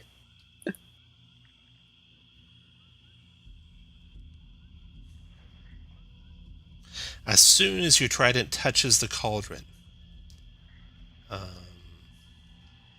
it scuttles away, moving quickly away from you, but as it does, leaping out of the coals is a man about the size of one of the fairies, Big Blue or Tiny G or even Maynard, but his body is made out of molten rock, it looks like, and flames spurt out from his hands and his head, and then the coals are dancing all around him.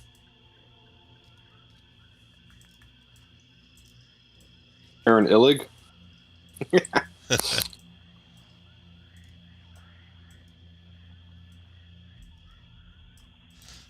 And let's see here. He emerges from the coals as the cauldron leaves. He says something in a language you might not understand. Do any of you speak Ignan? I-G-N-A-N? Nope. Nope. Anyone able to comprehend languages in another way? Or speak No. primordial? Nope. Nope. Nope. This is why we had to fight the mud methods, if I remember right. He emerges from the coals. He introduces himself, it seems, although you don't understand what he's saying. And then he seems to ask you a question. But again, you don't understand what he's saying. Can I? He doesn't attack, at least. Can I just express maybe both ways? Do you understand Common or Sylvan? He doesn't. He shakes his head like he doesn't understand what you're saying. I ask in Elvish and then in Goblin. The cauldron's over here, by the way. Just kind of scurrying around. No Elvish, no Goblin. He doesn't understand any language any of you speak, unless any of you have telepathy or anything. I speak loudly and slowly. Does that help? So you're British. No, he doesn't know.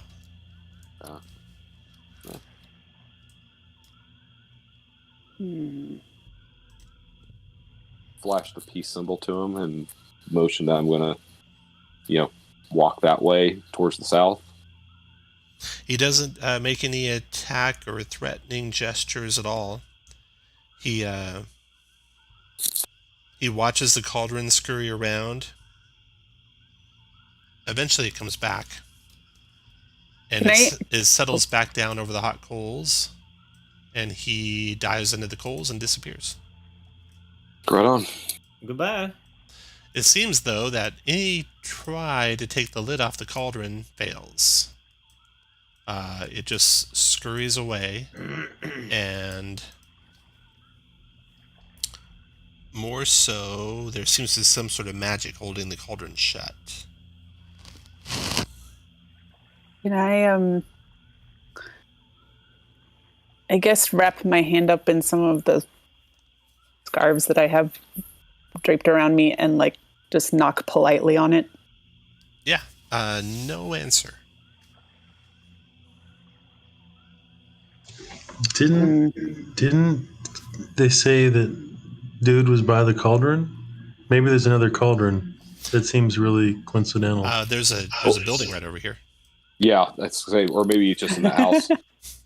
That's by the cauldron. That's by the cauldron. Sure. Maybe we can get more information about it there as well. So maybe I took it too literally. Maybe he's in the house that's close to the cauldron. Probably, yeah. So this hut, the wooden door to the dwelling is barred shut from the inside. That's assuming you tried to just open it. Did you knock first, maybe? Yeah. Okay. Let's see here.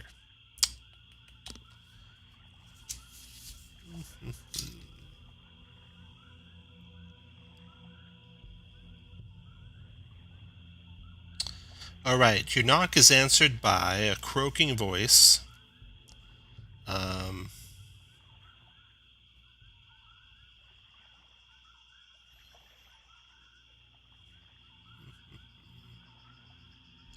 That speaks in Bullywug, which probably none of you understand. Follows it up in Common, so you do understand. He says, "Push the note under the door."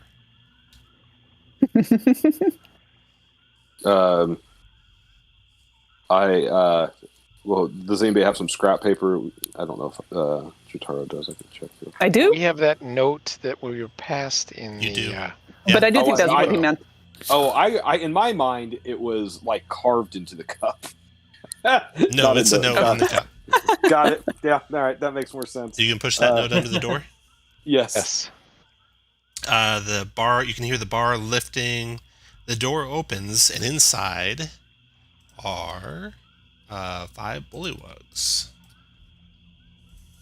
Well, that's a lot. including Illig. And let's see.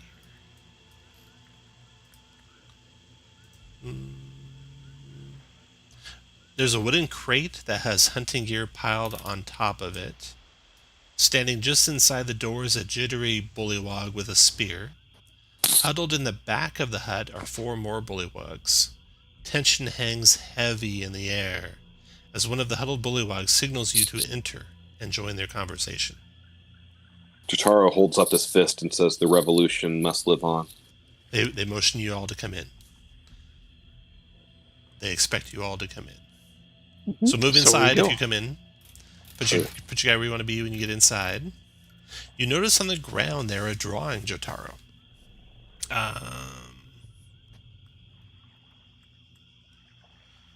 There's a drawing on the mud floor that depicts a crude image of Gullop the 19th with a dagger in his eye.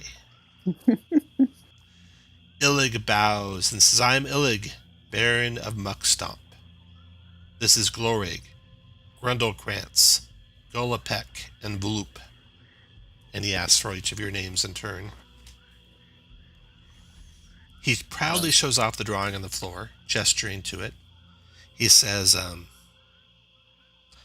"We intend to approach Gullop the 19th while he sits on his throne. We'll pretend to trip into him and accidentally stick him in the eye with a dagger. What do you think? What do you think of this cunning plan?"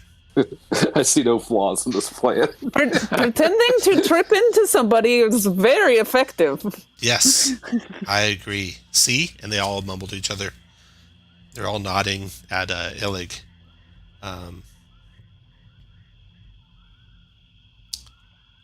He says, "Okay.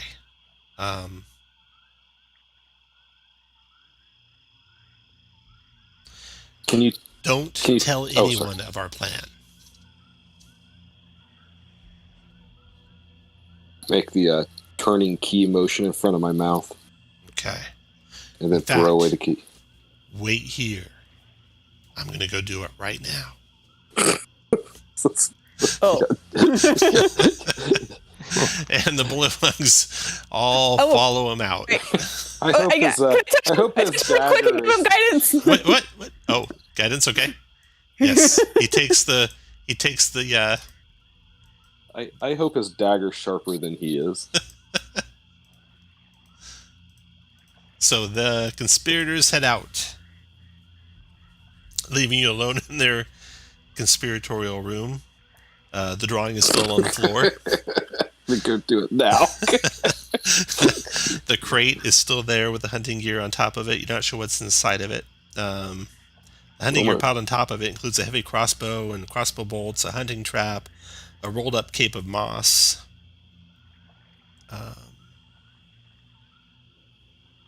Okay. Yeah.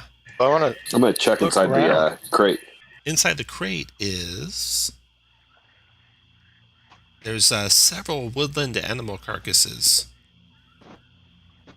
like raccoon and badger and squirrels and things like that.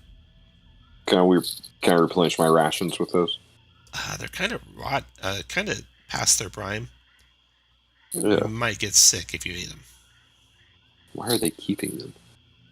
That's a good question. Too bad they're off on their mission. And you can't ask them. Would it be some sort of divination or sacrifice? Well, it looks like they're probably using it to hunt maybe alligators or something. Oh, Right. Yep. That's a good idea. Do you think we should have stopped him? What did you say, Portia? Well, not my pig, not my farm. Okay.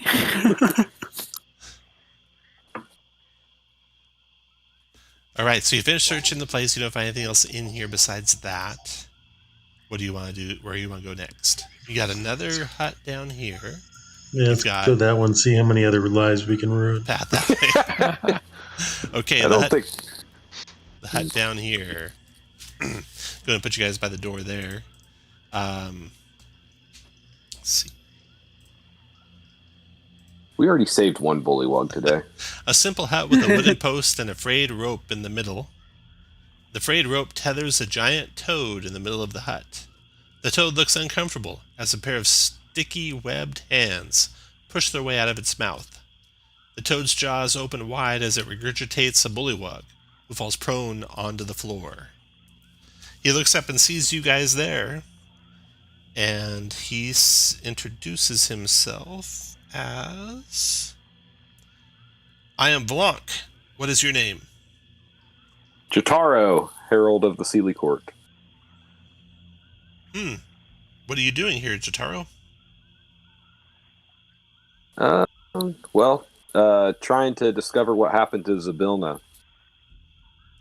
She used to be the queen of the realm, right? She did indeed. I don't know what happened to her. Hey, can you maybe stay here and watch the toad for a minute? I need to go wash off this saliva. What exactly is this toad doing in here? He is the king's mount. Was he trying to eat you just now? Yes, he likes to play a game called Swallow the Guard. Gullup told me I had to let him play. So he's like a riding toad? Nice. Can you watch him for me? Yeah, I'll watch him. Okay. He takes off and jumps into the river. So Taro put you guys in the room. Everyone else put you where you want to be in the room while you're waiting for him to come back. Mm-hmm. Can I make an animal handling check to try to tame this toad to become my mount? Yeah, make an animal handling check for me. I heard he also likes rabbit. Yeah. And it's only 10. Everyone roll initiative.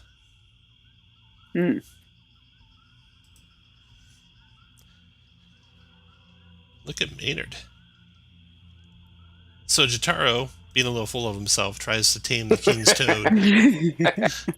And the toad, you can see, Maynard, is going to swallow Jotaro. You want to stop him, Maynard? Oh, I think so. Okay. Big Blue.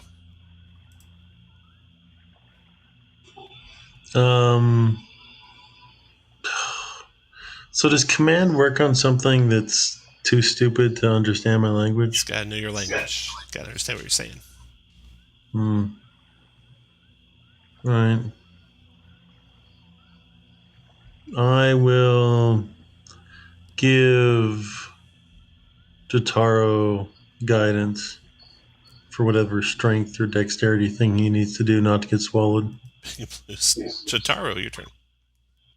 Can I try another animal handling check? Yeah. So you could use guidance on that too, I guess. Oh, yeah, I am definitely going to do that. Oh, nice. So that's going to be a 20. 20, nice. Okay. The frog is deterred from playing Swallow the Guard.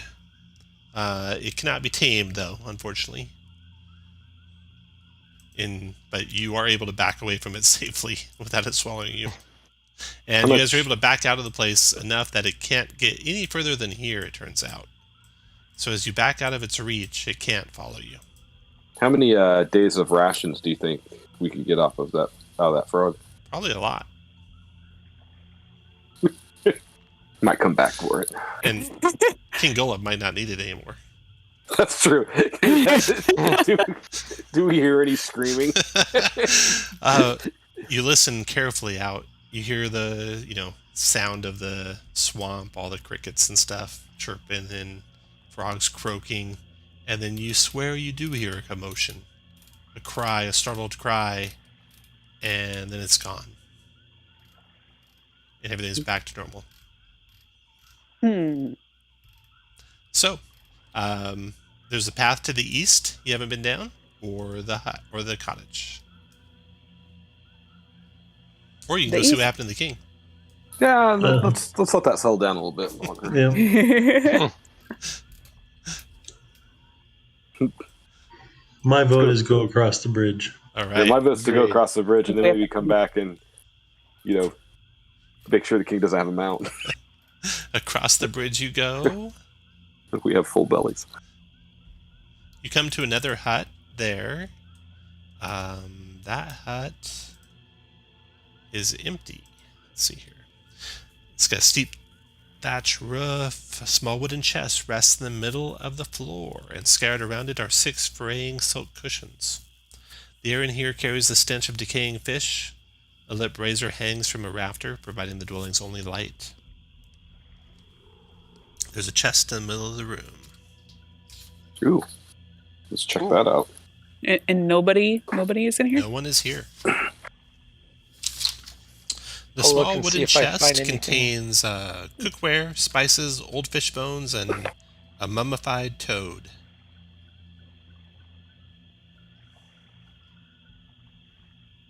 Nothing else is So in that the room. doesn't sound interesting. Cookware, spices, old fish bones, and a mummified toad. Well, let's at least take the mummy toad and the spices. Okay, you do. You have all that stuff. The path continues to the east. And so shall we. So continuing to the east,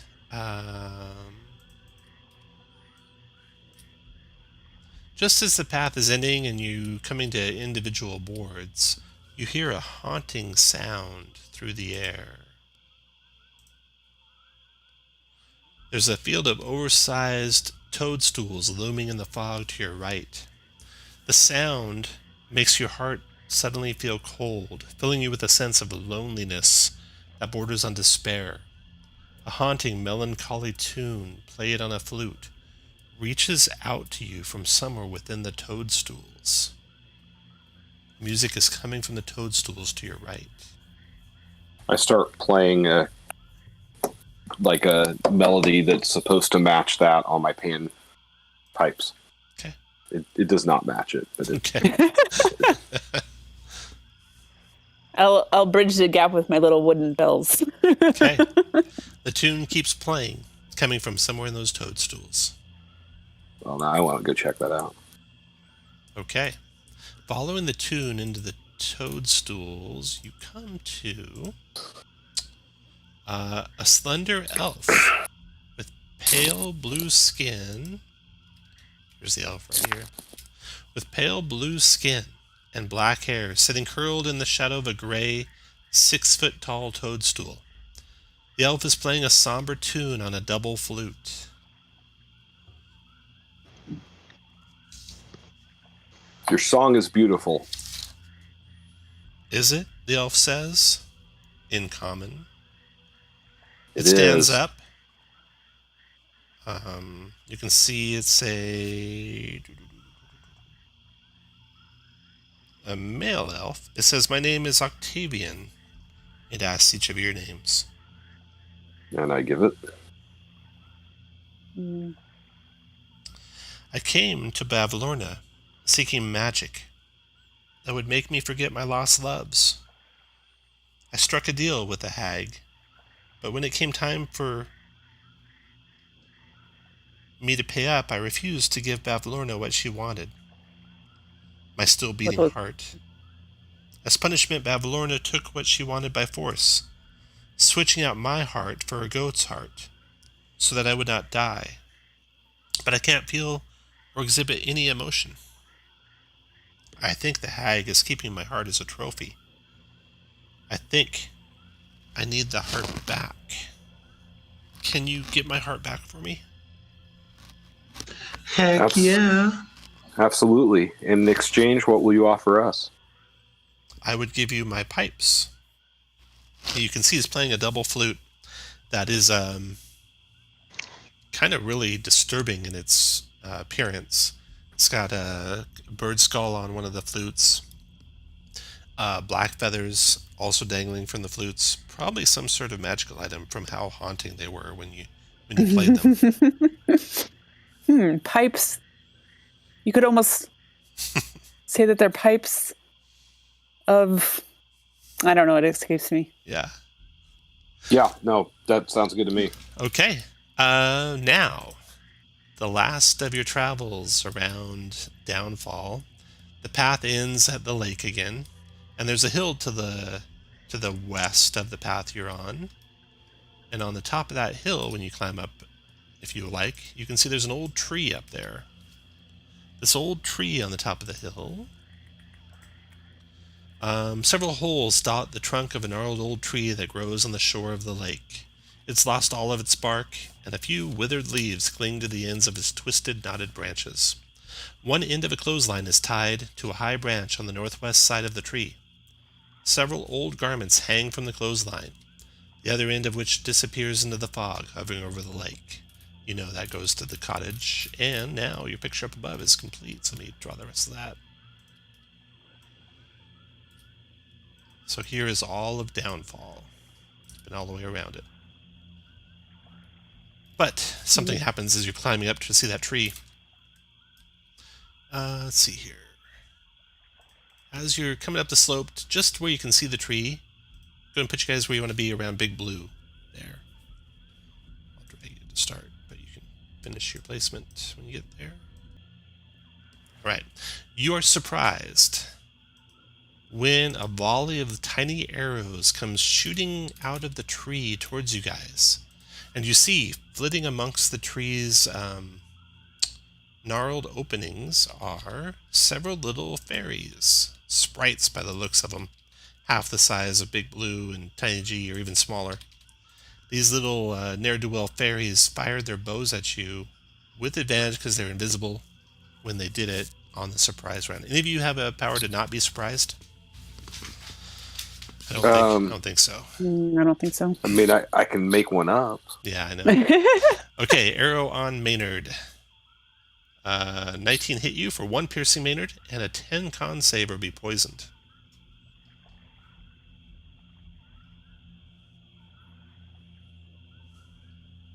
You are good. Then arrow on Big Blue. Only a 14, Big Blue. That missed you. Then an arrow on Jotaro. 21 Jotaro for 1 piercing, 10 con save or be poisoned. Not poisoned. And then an arrow on Tiny G.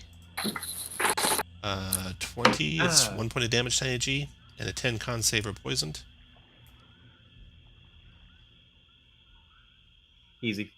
No problem. Then they duck into the tree, so they have about 3/4 cover from you, but you can see them in there, so you could target them still.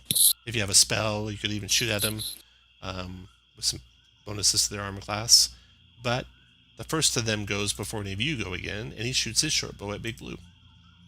Missing. And then, Portia, your turn. I mean, can I shout out, we don't mean you any harm. Please do not attack us. We would like to talk if you would be willing. And then maybe I'll repeat that in Sylvan. Okay.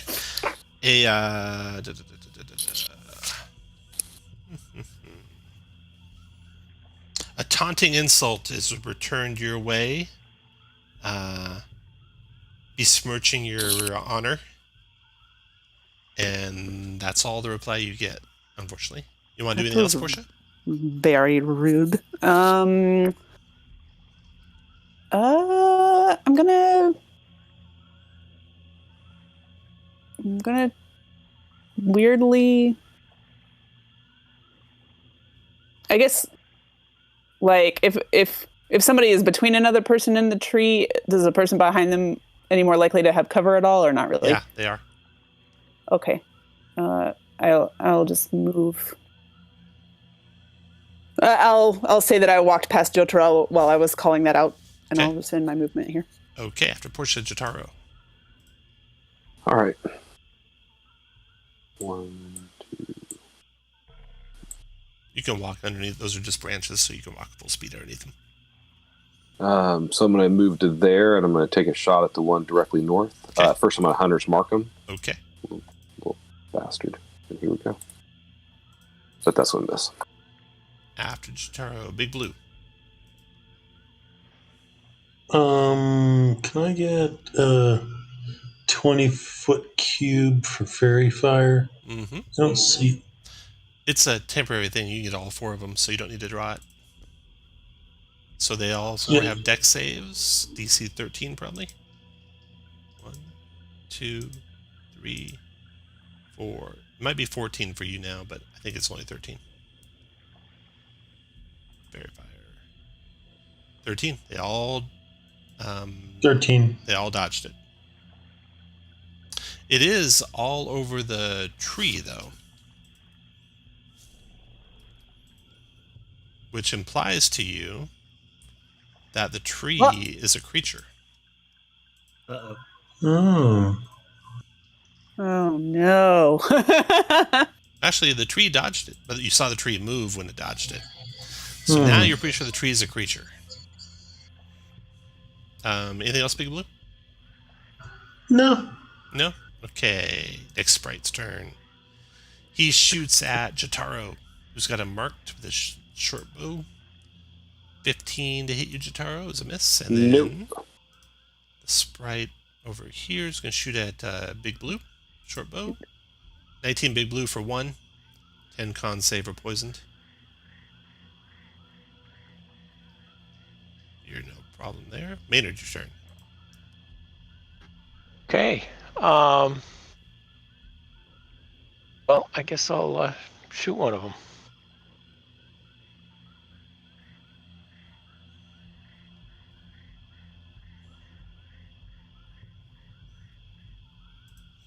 A 17 hit.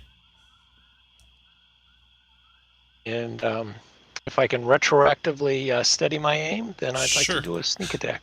Yeah, just remember that in the future. Okay, so that's a sneak attack, 10 points damage. So you impale that pixie, or sprite, right through the heart and pin it to the tree, and it's dead. Oh. The other ones shout out expletives all up and down at you, Maynard. Anything else, Maynard?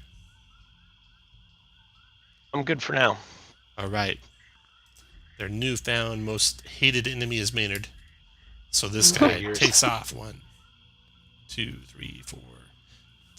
Flies over close, shoots his short bow at you point blank, Maynard. 24 to hit for 1 point of piercing. 10 con save or poisoned. So you're poisoned. And then it flies back into one of the nut holes of the tree. And then Tiny G, your turn. I'm going to cast my own fairy fire onto them, centered on the tree Alright. to get all. Dex check for the tree. You got the tree, so it's now lit up. Nice. And then 3 fairies. 1, 2, 3. All dodge it. Shot. And I will fly up to that fairy and match its altitude. Go for it. So I'll put that in 2. And there you go. That should be it. All done there. Okay, after Tiny G rounds over, Sprite's turn. Now that Tiny G got close, they come at you, Tiny G, with their swords. Little fairy swords. Stabbing. Like little toothpicks. That's a miss. And then inside the tree. And then Portia, your turn. All right. I'll attempt dissonant whispers on the tree. Click your button so I can see what it does. Yep, I'll looking for it. There it is. 12 psychic damage, 13 wisdom save for half. Failed it, takes 12 psychic. Uses its reaction, if available, to move as far as speed allows from you. Okay, speed. It moves to there, provoking from Tiny G on the way. It is capable of movement. I will chop it down with my axe. A 20 for 11. 20 is a hit, 11 damage. And The fairies go with it. Yeah, this initiative. Oh yeah, all 3 of the fairies are with it. That's initiative there. Okay, anything else, Portia? I will I'm gonna bonus action get a new tail. Oh, go for it. For runaway. Okay. Okay. Target plus your charisma mod creatures the target sees and chooses in 30 feet of the target can use their reaction to teleport to a vacant space they each see in 30 feet. Okay, and that was your bonus. Your action was your spell. You move where you want. Jotaro, your turn. Going to try to longbow shoot the Hunter's Marked sprite. But that's only a 10. Or a 12, rather. Big No, Blue. he's not. Fairy Fire 10. Big Blue, your turn. Yep, so I will cast Bless on Tiny G, Chitaro, and given that Portia's casting spells, I'll do it on Maynard as well. And I will move 10 feet to my west, and that will be my turn. All right, Tree's turn.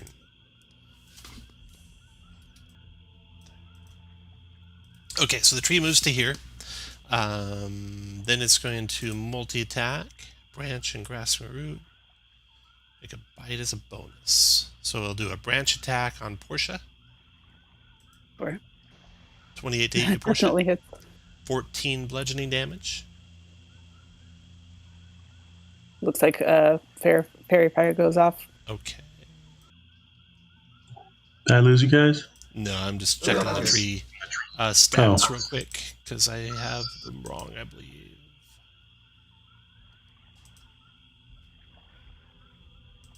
All right. Okay. Multi-attack makes one branch attack and one grasping root attack. Okay, so it gets both. Grasping root on Portia. Yep. 17 hit. You're grappled. And now it can bite Portia. Yeesh. Actually, it can't bite. Doesn't have reach on bite. So that's all I can do. Tree's done. Sprite's turn. Sprite to the west of Big Blue is going to fire on Jotaro. Misses with his longbow, actually. Maynard, your turn. Okay, well, sick as I am, I'm gonna move over by the tree, brandish my rapier and dagger. Back with the rapier at disadvantage, still perhaps hitting. 19 is a hit. For 10 points of damage, and then 10. an offhand dagger attack. 12 is a miss. Don't forget you have that Bless.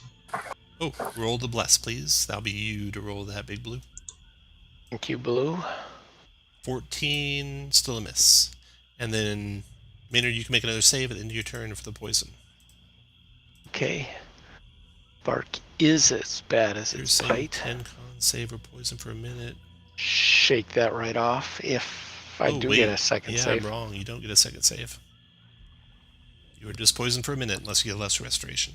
Okay, Maynard's done. Sprites are mean. Second sprite attack in Jotaro with a short bow. 18 Jotaro for 1 piercing. And a 10 con save for poisoned. No problem. Tiny G, your turn. Yeah. Let's fly around the back of this tree. Okay. Real quick. And we're going to activate our rage. So we got a 1. Shadowy tendrils. Ah, very nice. Oh. Wow. So Thing I everything, all those sprites take 12 necrotic? DC 13 con save to negate. 1, 2, 3. Ooh, all 3 sprites killed. Yay. The tree, con save. Made it. And you gain 8 temporary hit points, Tiny. Yep. Put that in You the little third bar. fuckers. So that's the bonus action, and the main action, I will chop, chop, chop. It is a 14 hit. Are you blessed? You have Bless. 15 plus hits for 9. 9. Yep. Okay. After Tiny, that round's over. And Portia, you are grappled. in the tree's grasping roots. It is a 13, I think, to escape. Checking. You're also going to take damage at the start, so let me do that. Grasping root. You take at the start of your turn 10 bludgeoning damage. Well, that will knock me out. Okay. Oh. You, that's the start of your turn, so it's your choice. Do you want to do that first, then death save, or death save, then that? If you do death save first, you don't make one this round. If you do it after, you could roll a 20 and come back. Your choice. Wait, I'm sorry. Death save or what first? Things that happen at the start of your turn, you can pick the order. So you're either going to take 10 damage first and then make a death save, or you're going to make death saves, which you don't have any to make, and then take 10 damage.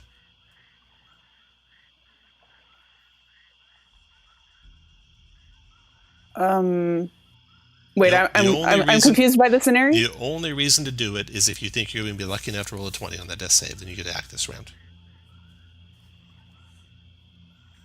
You got a 1 in 20 chance. A 1 in 20 chance of rolling a 20 and be able to go this round. That's the way 20 You sided risk dice work. failing a death save already, though. And you have a 50% chance of that. Yep. No, not 50 because 45. the 10's of success. Yeah, 45. I'm sorry. I'm still majorly confused. Is there any reason why I would not do that? Yeah, you don't want to fail a death save. Yeah. So a 45% chance or a 10% chance. So you decide. You make a death save. Or 5% chance, not 10%. I guess.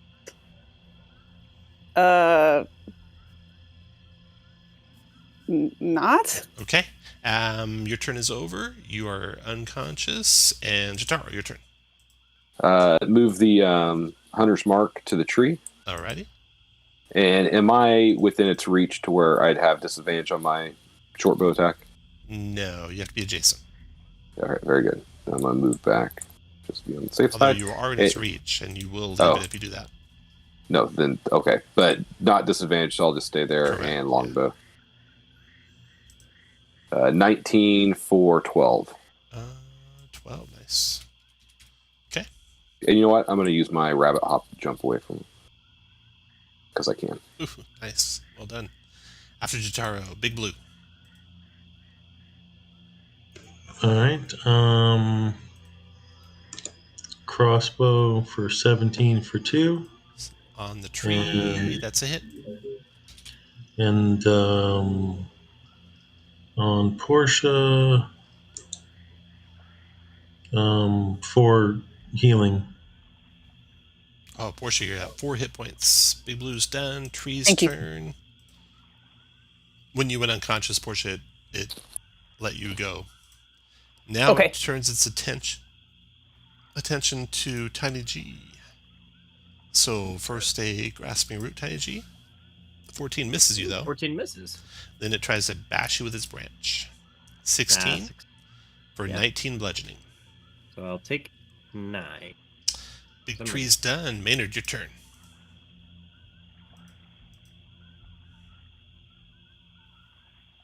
You muted, Dave. All right, I'm attacking. Disadvantage still because I'm poisoned. Rapier. 12 to miss. Are you blessed? Yeah. 15's bless a hit. me. 5 points of piercing. Okay, and then a dagger offhand. That's a 9. Can't get there. And can't get there with a bless. Nope. Okay. All right. After Maynard, Tiny G. Hey, let's go for Let's engage. Two-handed battle chop. Does a 12 hit it? Bless roll, please. Oh, please. 16 16 hits. for 7. That's 7. Got it. After Tiny, rounds over Portia. All right. Well, I'll stand up. I'm just gonna prone off. Okay. And I'm going to attempt to poison the tree. Got 23, that's con save. So Oh, wow. poison. What else, Portia?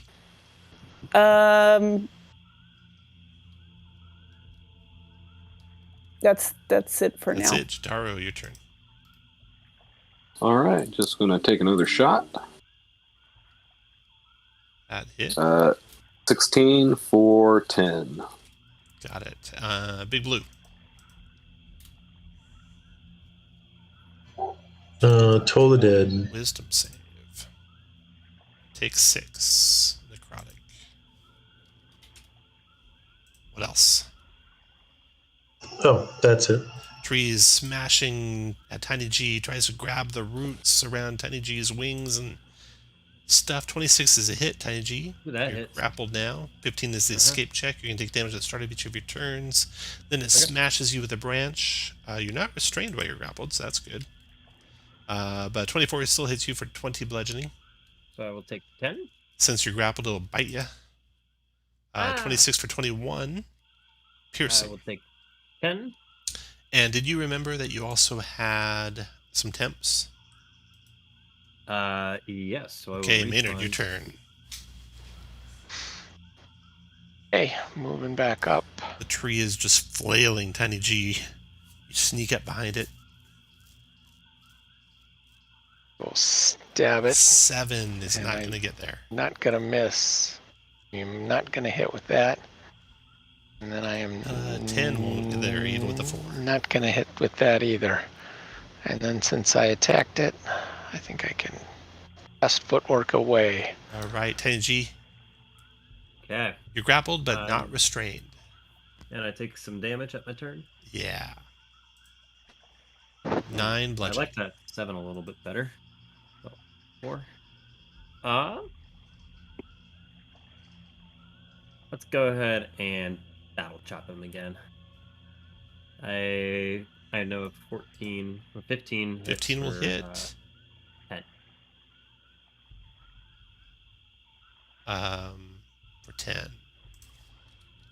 Got it. Okay. After Tiny, Portia. Okay, I think I'm going to use my action to apply my tail to myself, Okay. and then I will healing word Tiny G. Aw. So you can use your reaction and 3 more things you can see within 30 feet of you. Can use their reaction to teleport to a vacant space each of you see within 30 feet. So basically that's everyone but Jotaro can teleport 30 feet. Tara's a rabbit. But as a reaction. As a reaction. He uses your reaction, yeah. He doesn't need to teleport. Take that. Bloop. And then I got healed for 6. You did. Thank you, thank you. Maynard, Big Blue, Portia, you can And like teleport. healing for 12. Yeah. Okay, so I guess I'm still trying to understand the like action economy of this. So I can use my reaction even on my turn because of the way this works. Correct. Yeah, you can actually Okay. always use your reaction on your turn. Oh, okay. All right, good to know. Then yep, bamf. And really, it's your choice if anyone else can teleport. You can leave them all there because you choose who else gets to teleport. Once you choose them, though, they go wherever they want. Well, I would certainly like. I wasn't sure if choosing them would force them to. It doesn't force Or- them to. No, It does not. no, does not. Okay, then yeah, I will totally have picked the Okay. folks around me and yelled like, "Feel free to move if you need to. You can teleport." If you have your reaction. Portia's done. Jotaro, your turn. Okay. Think that I'm going to try something different and shoot it with the longbow. So as Tiny G disappears from the tree's grasping roots, the tree slowly turns towards you, Jotaro. You fire your longbow at him? Yeah, we'll move there so I got a clean shot. Would a 14 hit? No. So then that's going to be a miss no matter what. Finish your move where you want. Big Blue, your turn.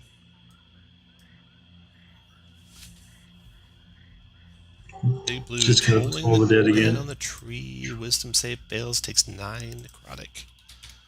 The tree turns and looks at you, Big Blue. Finish your move where you want. Let me know when you're done. Tree goes next. Big Blue, y'all done? Not yet. I'm going to move right east about 20 feet. Go ahead. Move there. All right. Tree. 1, 2, 3, 4, 5, 6. Moves 30 feet that way. Never leaves your reach, Maynard. 15-foot reach. Strikes out at Big Blue with his grasping roots. 26 to hit you, Big Blue. You're grappled. No damage until the start of your turn. Then it tries to strike you with a branch. Critting you, Big Blue, for 23 bludgeoning. Ouch. Big Blue drops to the ground, smacked out of the sky like a fly. Tree's done. Maynard, your turn.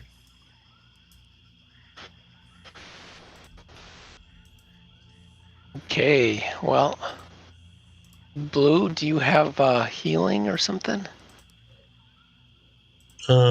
He doesn't have a Do you have a potion on him potion? now. I think it's in my icon, but I don't see it. You don't have in my a potion. other. I do have a wand of prestidigitation, though. Well, you Whatever got that that word going is. for you. Yeah.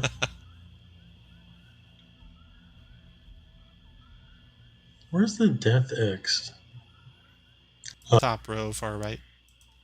It's not an icon. It's in the icons, but it's the top row, far right. Right, I'm going to attack this thing. Go for it, Maynard. 9's a miss. Miss. The bless is down, everyone. You can take the bless markers off. 20 or 17's a hit. It is a massive 3 points of damage. By tree. 3 magical piercing. After Maynard, Tiny G. Okay, I'm gonna move to. I'm gonna drop my axe, my battle axe. Move to here and throw hand axes at it as my action bonus action. The first one is a 19. That's a hit. For 6. And the second one is a 21 for 1 damage all at once. Got it. Does After it turn my way? After Tiny is Portia. Okay. Dissonant Whispers at 2nd level. Wisdom saving throw, DC 13. Failed it by 1. 15 psychic damage. Moves its full speed away as a reaction. Plus another 4 at 2nd level, right? Attack opportunity. Yeah, another 4. Maynard, attack opportunity if you want it. If you have a reaction left, if you didn't teleport and haven't gone yet already. I think you went since you teleported. That. Points. Ooh, 19 for 10. Maynard, you finish the tree. You cut it down as it's running away from the rest of the party. Nice combat. Reminds me of that time you played the lumberjack in the lumberjack and his blue ox. You saw that one. Big Barkless goes down. Bitsy, Dandy, Mintleaf, and Timpella also lie dead. Dead by the wild magic of Tiny G. Big Blue, you guys can get him rescued pretty quick. You've cleared everything. All of Downfall, and now you have the cottage left. We could go across this rope to get there, right? Yeah, or just take a boat to the stairs. The rope, you don't know that'll carry the weight of the heaviest of you. But the stairs Who's the definitely heaviest will. of us? Oh, and also that tree ripped this rope because it moved more than 5 feet from its start.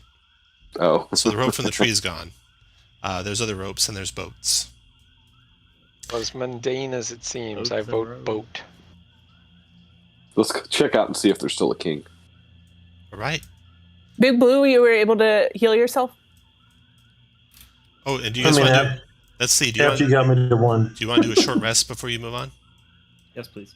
Short rest, It move might up be a square. Yeah. No short rest, move down. Don't care, stay where you're at. Looks like it's a short rest. Okay. So you find a place under cover in the fog, away from all the frogs. You get a Song of Rest of 6 if you spend a hit dice. Oh, that is way too much health. Not for me. No. Might as well spend a hit dice to get my 2 hit points back.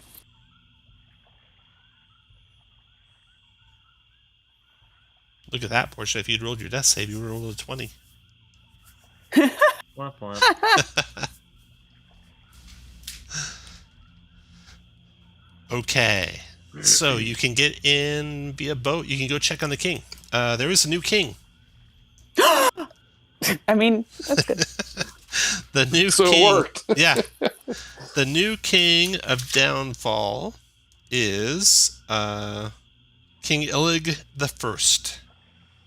And due to the help you guys provided, one of you is now the new Duke of Muckstump. So everyone rolls straight d20. Whoever rolls highest is knighted the Duke of Muckstump. Portia. Portia. Well, that makes sense. That's because I gave him guidance. Also, that makes sense. I have been forgetting this, but I'm the monarch. you are the Witchlight monarch, which means no one should be attacking you. Oh, wow. I almost brought it up when he was going to force us into courtly attire. Uh-huh. Yeah. But I thought They gave you the that very won't mean best. anything. They gave you the very best courtly attire, Portia. You have the least soggy clothes on of anyone. Because you're the Witchlight monarch, and the fairies should not have shot at you ever. I think maybe the fairies never did. The tree did, though. It smashed you good. Sure did. Maybe the tree did not know about the monarch. Sure. It was just a tree. Yeah. Okay, so you want to go up the steps over here to get into the cottage? Yes, that Sounds good to me. will do. All right. So- I would like to. I would like to question- long rest. So, question to everybody before we go: should we get the satyr out of the cage first? So I think we need to get into the cottage first to even get there, don't we? Since it was off the ground. I can fly right up and. Oh, then yeah. Well, that was way back at the entrance. Yeah, get the satyr out and let him know he owes us one. Yeah. Do you want me to do that? I mean, we don't want to split the party, but Oh, yeah, I see. Go for it. I can do it. Okay. Okay. All right. The cages. There's 3 iron cages there you can see. They're hanging from wooden beams that extend out over the balcony, over the lake below. And trapped inside one of the cages is a smiling satyr. He says, well, hello there. Hello. I'm Big Blue, emissary from the Monarch of Twitchlight. Not Twitchlight. Anyways, Witchlight. Twitchlight, Witchlight, whatever. Brand it the way you want. I've come here to rescue you, but before I do so, I've been instructed by my superiors to find out your terms. My name is Vansel. In return for my rescue, what could I offer you?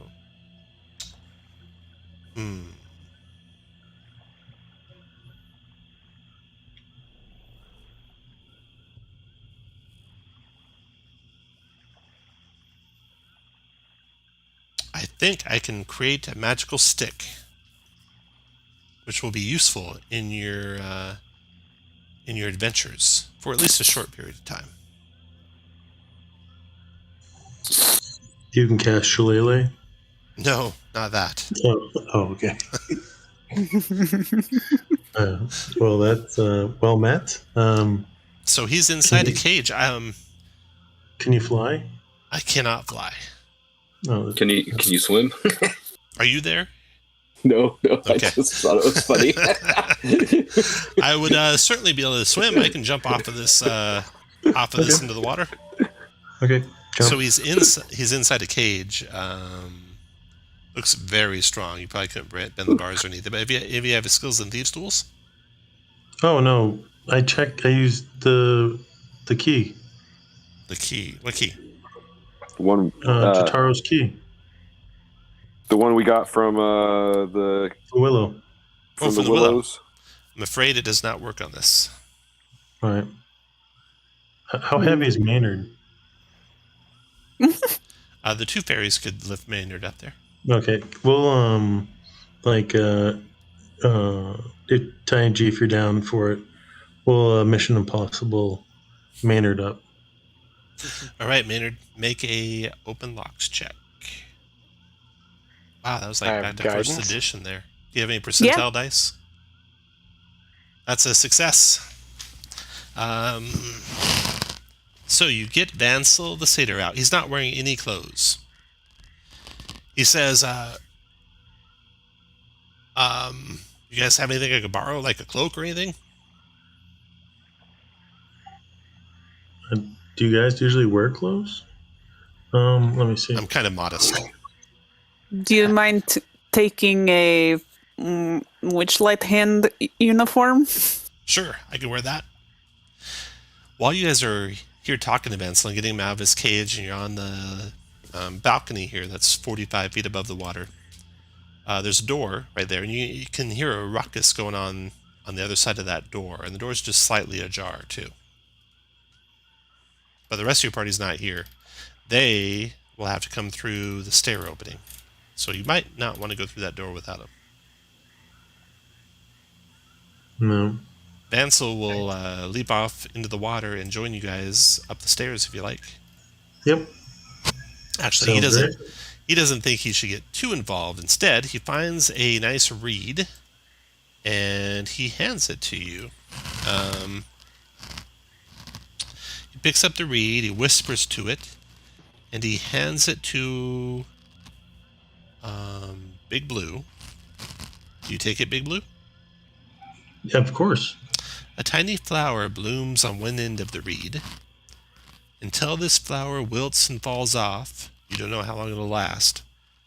The reed has the properties of a stone of good luck and does not require attunement. So that's +1 to armor class and +1. I'm sorry, I think good luck is saves. I'll have to look that up. I think it's saves and skill checks, but let me double check.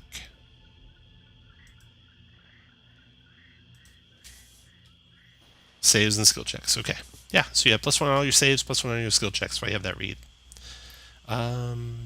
Now, you guys get onto the stairs and climb up them. They have no handrail, so it's a little disconcerting, but you climb up 10 feet above the water, 20 feet above the water, then 30 feet above the water, and there's a trapdoor over your head. It opens easily and deposits you into a large room. Right here is where the trapdoor opens. Let me find your characters. Short resting, right over there. There we go.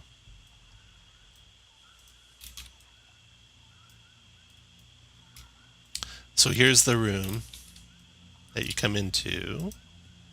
And the recessed pool it's in the room. It's lined with moldy clay tiles, takes up most of the large room. Stagnant water fills the depression to a depth of about a foot. It could certainly be filling it quite a bit higher than a foot, but for some reason it's low. Rising from the pool's center is the head of a stone well that gives off an unpleasant, pungent odor. In one corner of the pool stands a tall, dirty, freestanding mirror in an oval frame. Floating on the water is a large lily pad. Creaky wooden floors surrounding the pools are crowded with shelves and tables and crates in all shapes and styles. Almost every available surface is littered with stacks of dirty plates, scraps of food, and old junk. Dressing dummies are pushed together in one corner, and a wooden staircase spirals up. What do you guys want to do?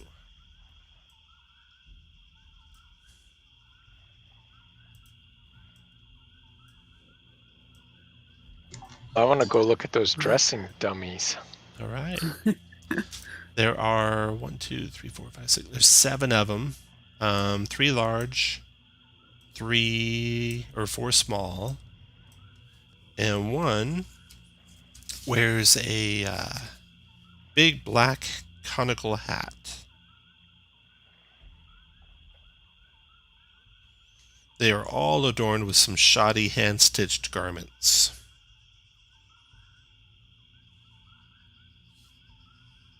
What else you want to check out? Well, let's see. Let's put Maynard over there. Maynard.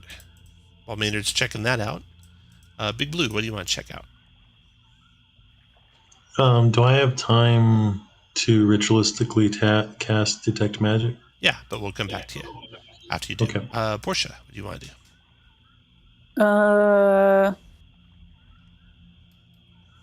do? Literally just be on guard for anything to enter the room. So Taro, what do you want to do? Kind of tapped out. I'll poke through these cabinets or whatever these are. Okay. Yeah, you go searching through the rest of the room for anything of value. There is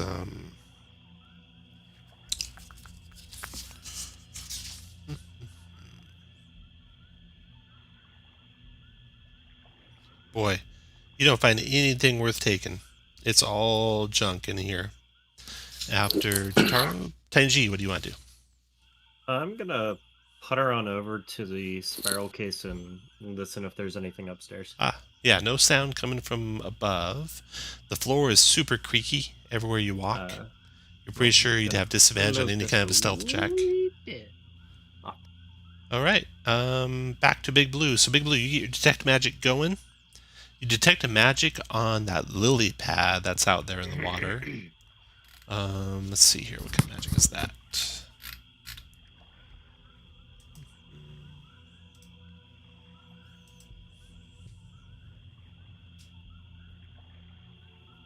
Looks like transmutation magic. Then the mirror also has magic on it, and it appears to be conjuration magic. And that's it for magic. All right, I'll relate that to everybody. Okay, so you guys finish searching the room. You don't find anything else of value. You have a magic mirror and a magic lily pad. Transmutation on the lily pad, conjuration on the mirror.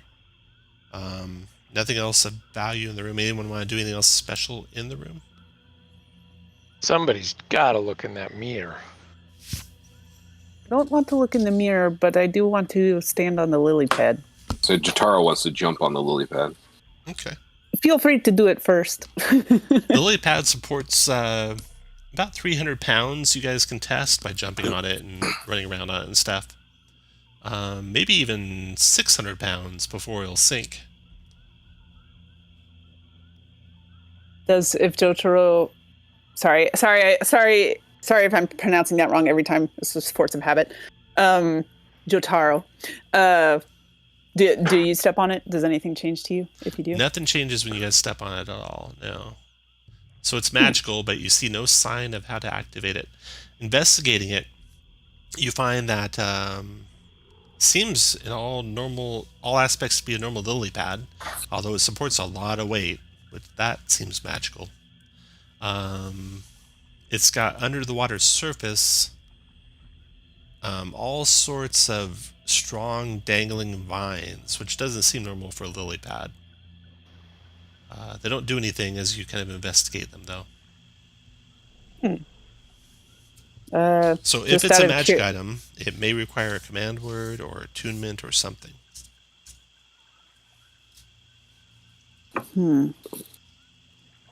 Okay. We can always come back, right? Mm-hmm. Yeah, absolutely. All right, so who wants to look in the mirror? I don't trust that. Sure, we could convince Maynard to look in the mirror by telling him he's got a blemish. Yeah, but then I'd have to go through the water.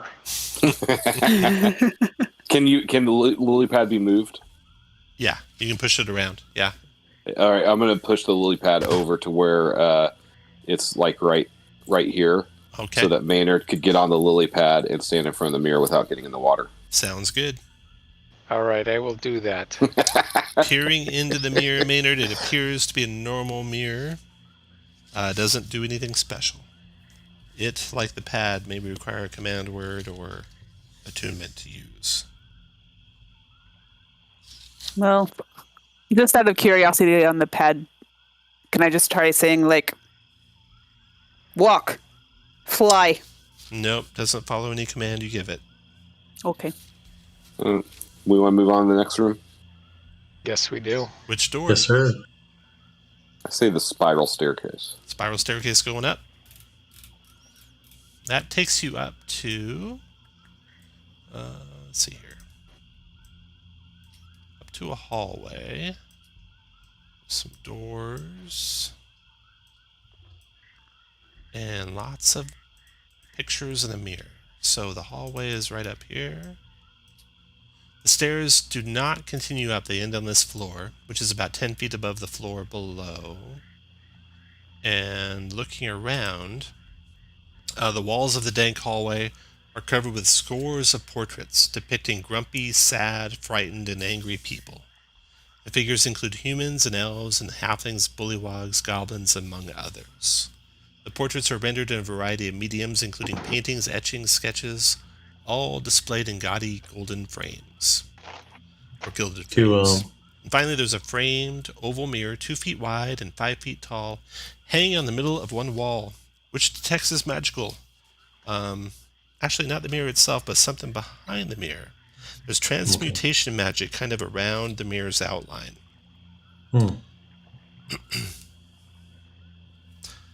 I tell that to everybody. Can the mirror be removed? Do you try to remove it, Portia? No, I don't trust it. Okay. Charlie will try to remove it. No, it's stuck to the wall.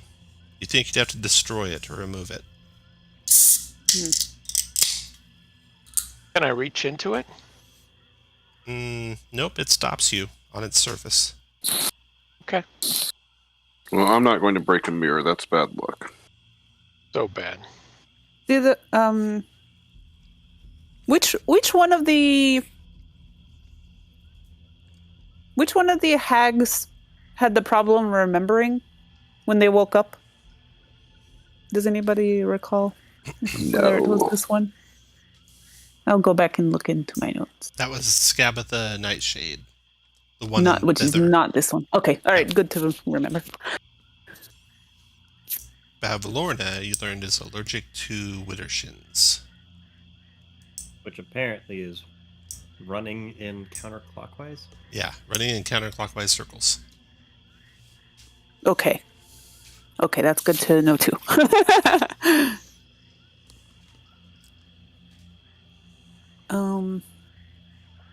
So nobody wants to break this? No, don't break the mirror. We can't shimmy anything behind it. Looking behind it, though, you notice a discontinuity in the wall. There might be actually a secret door behind that mirror. You'd have to break the mirror to force it open, though. You search all around for any kind of other latch, and there's no latches that you find. How about we press a bunch of clothes and scarves and things to it and then try to break it quietly? Okay. Protecting from shards.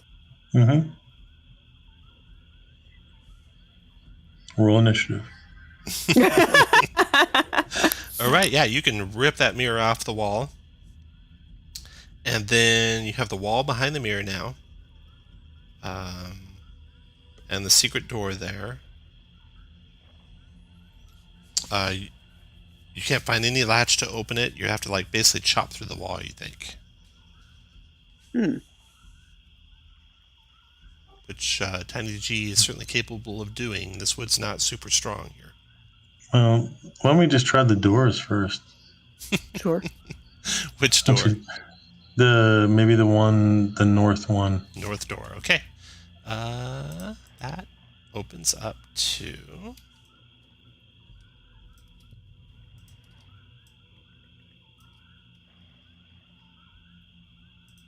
a bedroom.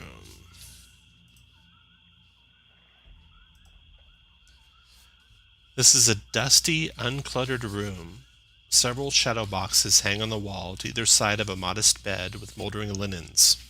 Most of the shadow boxes contain mummified pixies pinned to the boards like a collection of butterflies. The glass on one of the shadow boxes has been broken and its contents are missing. Searching the room, you don't find anything here. No secret doors and nothing of value. Is it 3 that are missing? One's missing. Glass on one of the shadow boxes has been broken and its contents are missing. The other Did you say ones they were have pixies pinned like butterflies. Oh. I wonder if this is maybe the one that attacked us. That were in the tree? No, those were yeah. fairies, right? Yeah, maybe. Maybe. All right. Nothing magical? Nope. The door across from it? Okay.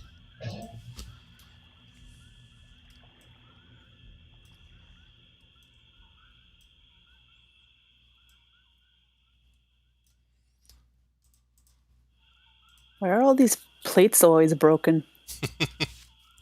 Above the north and south doors, mounted on a wooden plaque, is a severed goblin head with its mouth agape. Other furnishings include a sideboard, 2 cupboards with doors made of wood-framed glass, and a large banquet table covered with plates of half-eaten food and swarms of feasting flies. A chandelier hangs above the table, its tallow candles filling the room with dim, flickering light. Mismatched chairs flank the table. Anything magical? Check.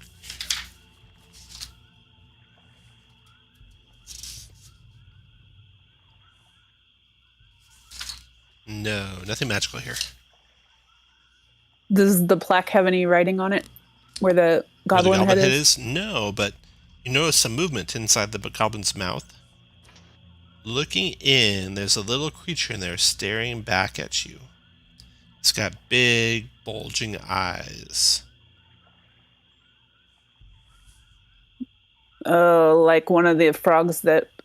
Yeah. Frog-like things that Like attacked one of the us. things that you saw first in the Witchlight Carnival, then that Right. attacked you in the mirror room. Searching the rest of the room, you find there's another one like it in the other goblin mouth, also staring at you when you look at it. Nothing of any value in any of the side tables or cupboards. So I'm guessing she knows we're here. We're just here to return a book. I say loudly to no one in particular. And also west- find out what you did with Sibilna. Fair enough. West door Possibly kill or you. south door? West or south? Or is that one to the west of door? Yeah. Who's leading? Yeah, west. Who's going in front? Whoever that is, pick. Is Probably definitely don't not have the me. hit points for it, but I'll do it. Okay. You said west? I said, I was just asking the party, west or south? Well, west. Looks like a balcony. Yeah, seems like it would be Yeah. a quick look. All right, so south then. South? Okay. A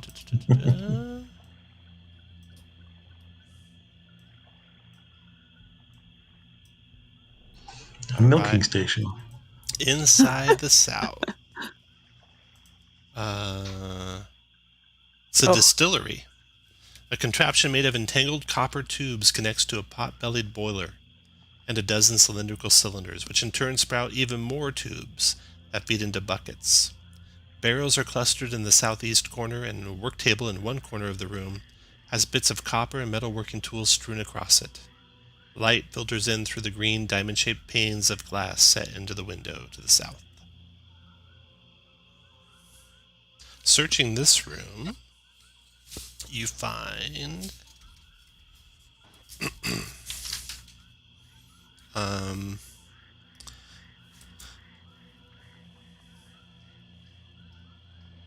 the barrels are filled with homemade brew, and each weighs probably around 250 pounds.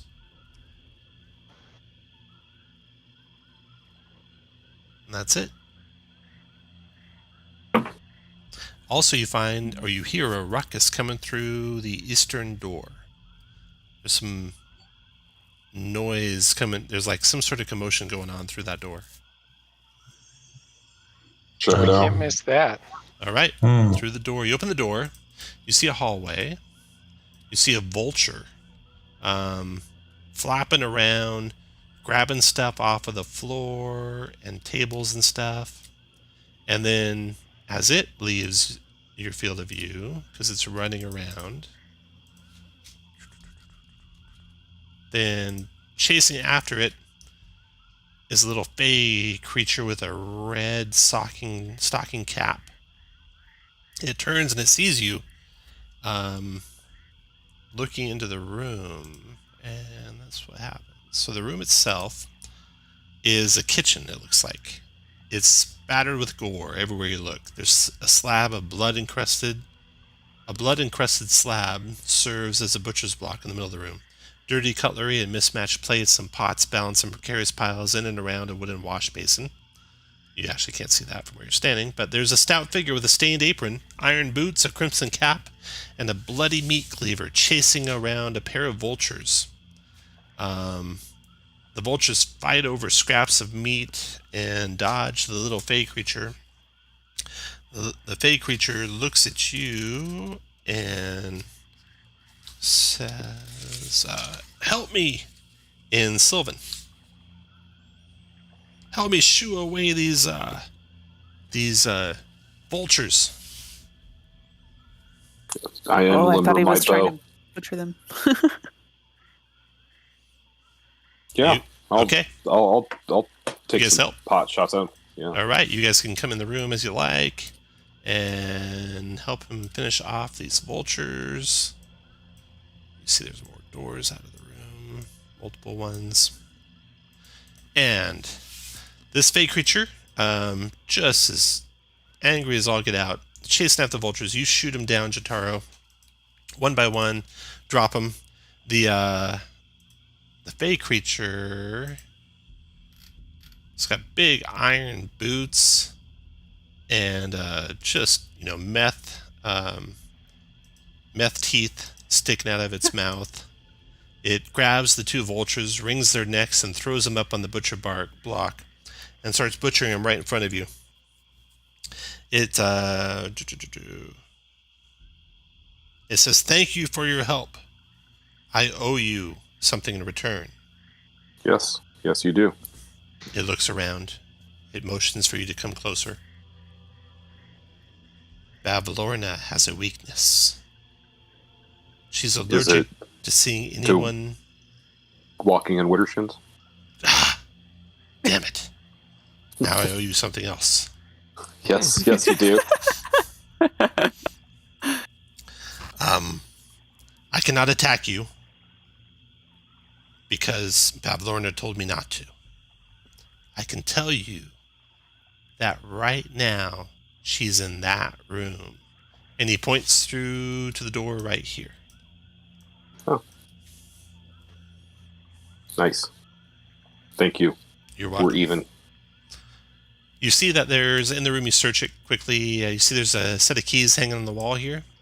You suspect that the cages just outside probably are opened with those keys. Oh. You would imagine. So you got a couple doors there and there. This door here is cold. Cold to the touch, and the air just outside of it's cold even. And of course that door should lead to Bavlorna. Let's take the one in the west. All right. This is a enormous pantry. Inside this enormous pantry, there is dozens of pickling jars on wooden racks. Most of the jars are filled with pig snouts, toads, small birds, onions, mushrooms, and other cooking ingredients. So one of the jars contains a bright mushroom. When you open that jar, the mushroom jumps out and bursts into song. And where is he? Here he is. A high-pitched nasal falsetto. The little guy is singing some sort of song about a forest. How does it go? And he just comes hopping down happily as can be, singing his song and kind of hanging out with you guys, but being really loud. Like like anyone would hear him coming. I'm pretty. I will admit that pixie dust is my go-to, but singing mushrooms is a pretty close second of vices that Jotaro enjoys. That's awesome. So I'll just put him in my pocket for later. All right. I mean, can we? No, if you have him in your pocket, can we put him back in a jar so he's not loud? You could put him in a jar. Yeah. Could Open put him that in my door. If you don't object. So the put him in cool my door. stomach.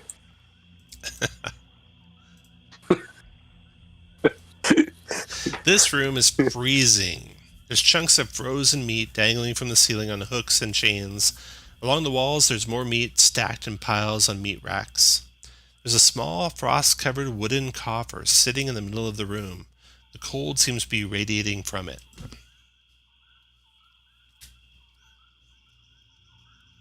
The coffer looks like it has no lock, but that it's frozen shut. I'm gonna try and pry it open. Okay. If we nudge it with a foot first, does it make any like noises to indicate what might? It does not make any noises. Make a athletics check to see if you can pry it open. That seems improbable, Maynard. but we'll see. Holy cow. Look at Maynard. It is open. Inside is a beating heart. Ooh, nice. Well, we can take that. Yeah. Will it be okay out?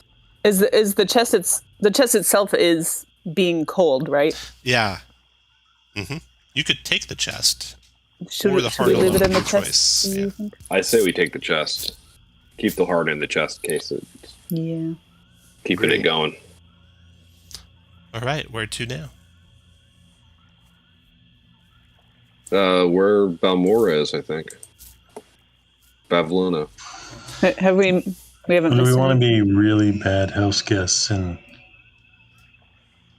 go through the secret door? I mean, I kind of want to know what's back there. Well, but I don't want to chop through the secret door. If we knew how to open it, then yes. Secret tunnel. Did we ever try just forcing that key from the willows just into the wood? Nope. Can we run back just to do that real quick? Yep, it doesn't work. Okay. What's this Does key the for? red cap tell us how to open the secret door? He doesn't know. Okay. Well, I don't think we should hack through the secret door. I think we should just go through the front door. The main door. You know, do you want to go down to the first floor and clear the other rooms? Yes. Looks like there was 3 other rooms. I mean, Yeah. Tiny G's already down there. I will go see where Tiny G got to, and I'll go back down there. That is back to the spiral stairs there. And actually, that's where we'll end for today. You'll still be at 3rd level next time we play. Very good. You could, you shouldn't take a long rest unless you want Bavlorna to know you've been here. No, so no I guess longer. decide, do you want her to know you've been here and leave and take a long rest, or do you want to just continue like you are right now? I mean, I for what propose. it's worth, if that's some kind of boss battle, I have 1 spell. That's all you need. I believe in you. Well, let's take a vote. Let's take a vote. Where's Tiny G? Okay. So if you want to take a long rest, move up. If you don't, move down. And if you don't care, stay where you're at. The mushroom moves down with me. No other votes? Someone's got to break the tie. Mushroom moves down my esophagus. Into my stomach. I don't care either way. We do lose our surprise. I mean, I'd like to clear the first floor, and maybe we clear everything we can before we take a long rest. I mean, So- I'm fine with that too. But like, I mean, those bulbous eyes creatures saw us. I don't think there's any surprise to be had. Fair enough. Yeah. Well, let's clear. Can we clear the first floor first before the long rest? I too am lacking spells and my primary ability, so So it'll I be a can long rest heal you before we play guys. next time, if you want to do a long rest. Sure. So Big Blue, go to vote. Tiny G, vote. Maynard, vote. If you don't care, you can see where you're at. If you don't care, we're going to roll. So you better be happy with either way. No one cares? Oh, No. there it is. Okay, long rest it is. So when we play next, you guys will have a long rest. Just You'll joking. get back half your hit dice, all your hit points. You'll still be 3rd level. We'll say you could have taken the heart to the elf if you want. Yeah. And then you do I'm the long into rest that. there. Okay. Yeah. So you bet that got to elf the will share door where Bavlorna should have been. You decided not to go through, but instead steal the heart. Take it back to the elf. Help the elf. And when you get back there, let's see here.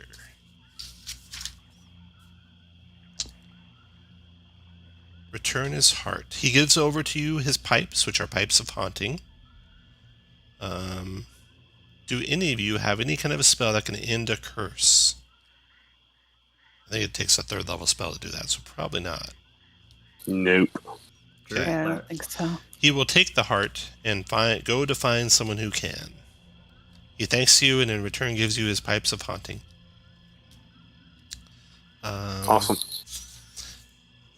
He eventually, he eventually crosses paths with the inn at the end of the road, that inn that walked on many, many feet, where he stays.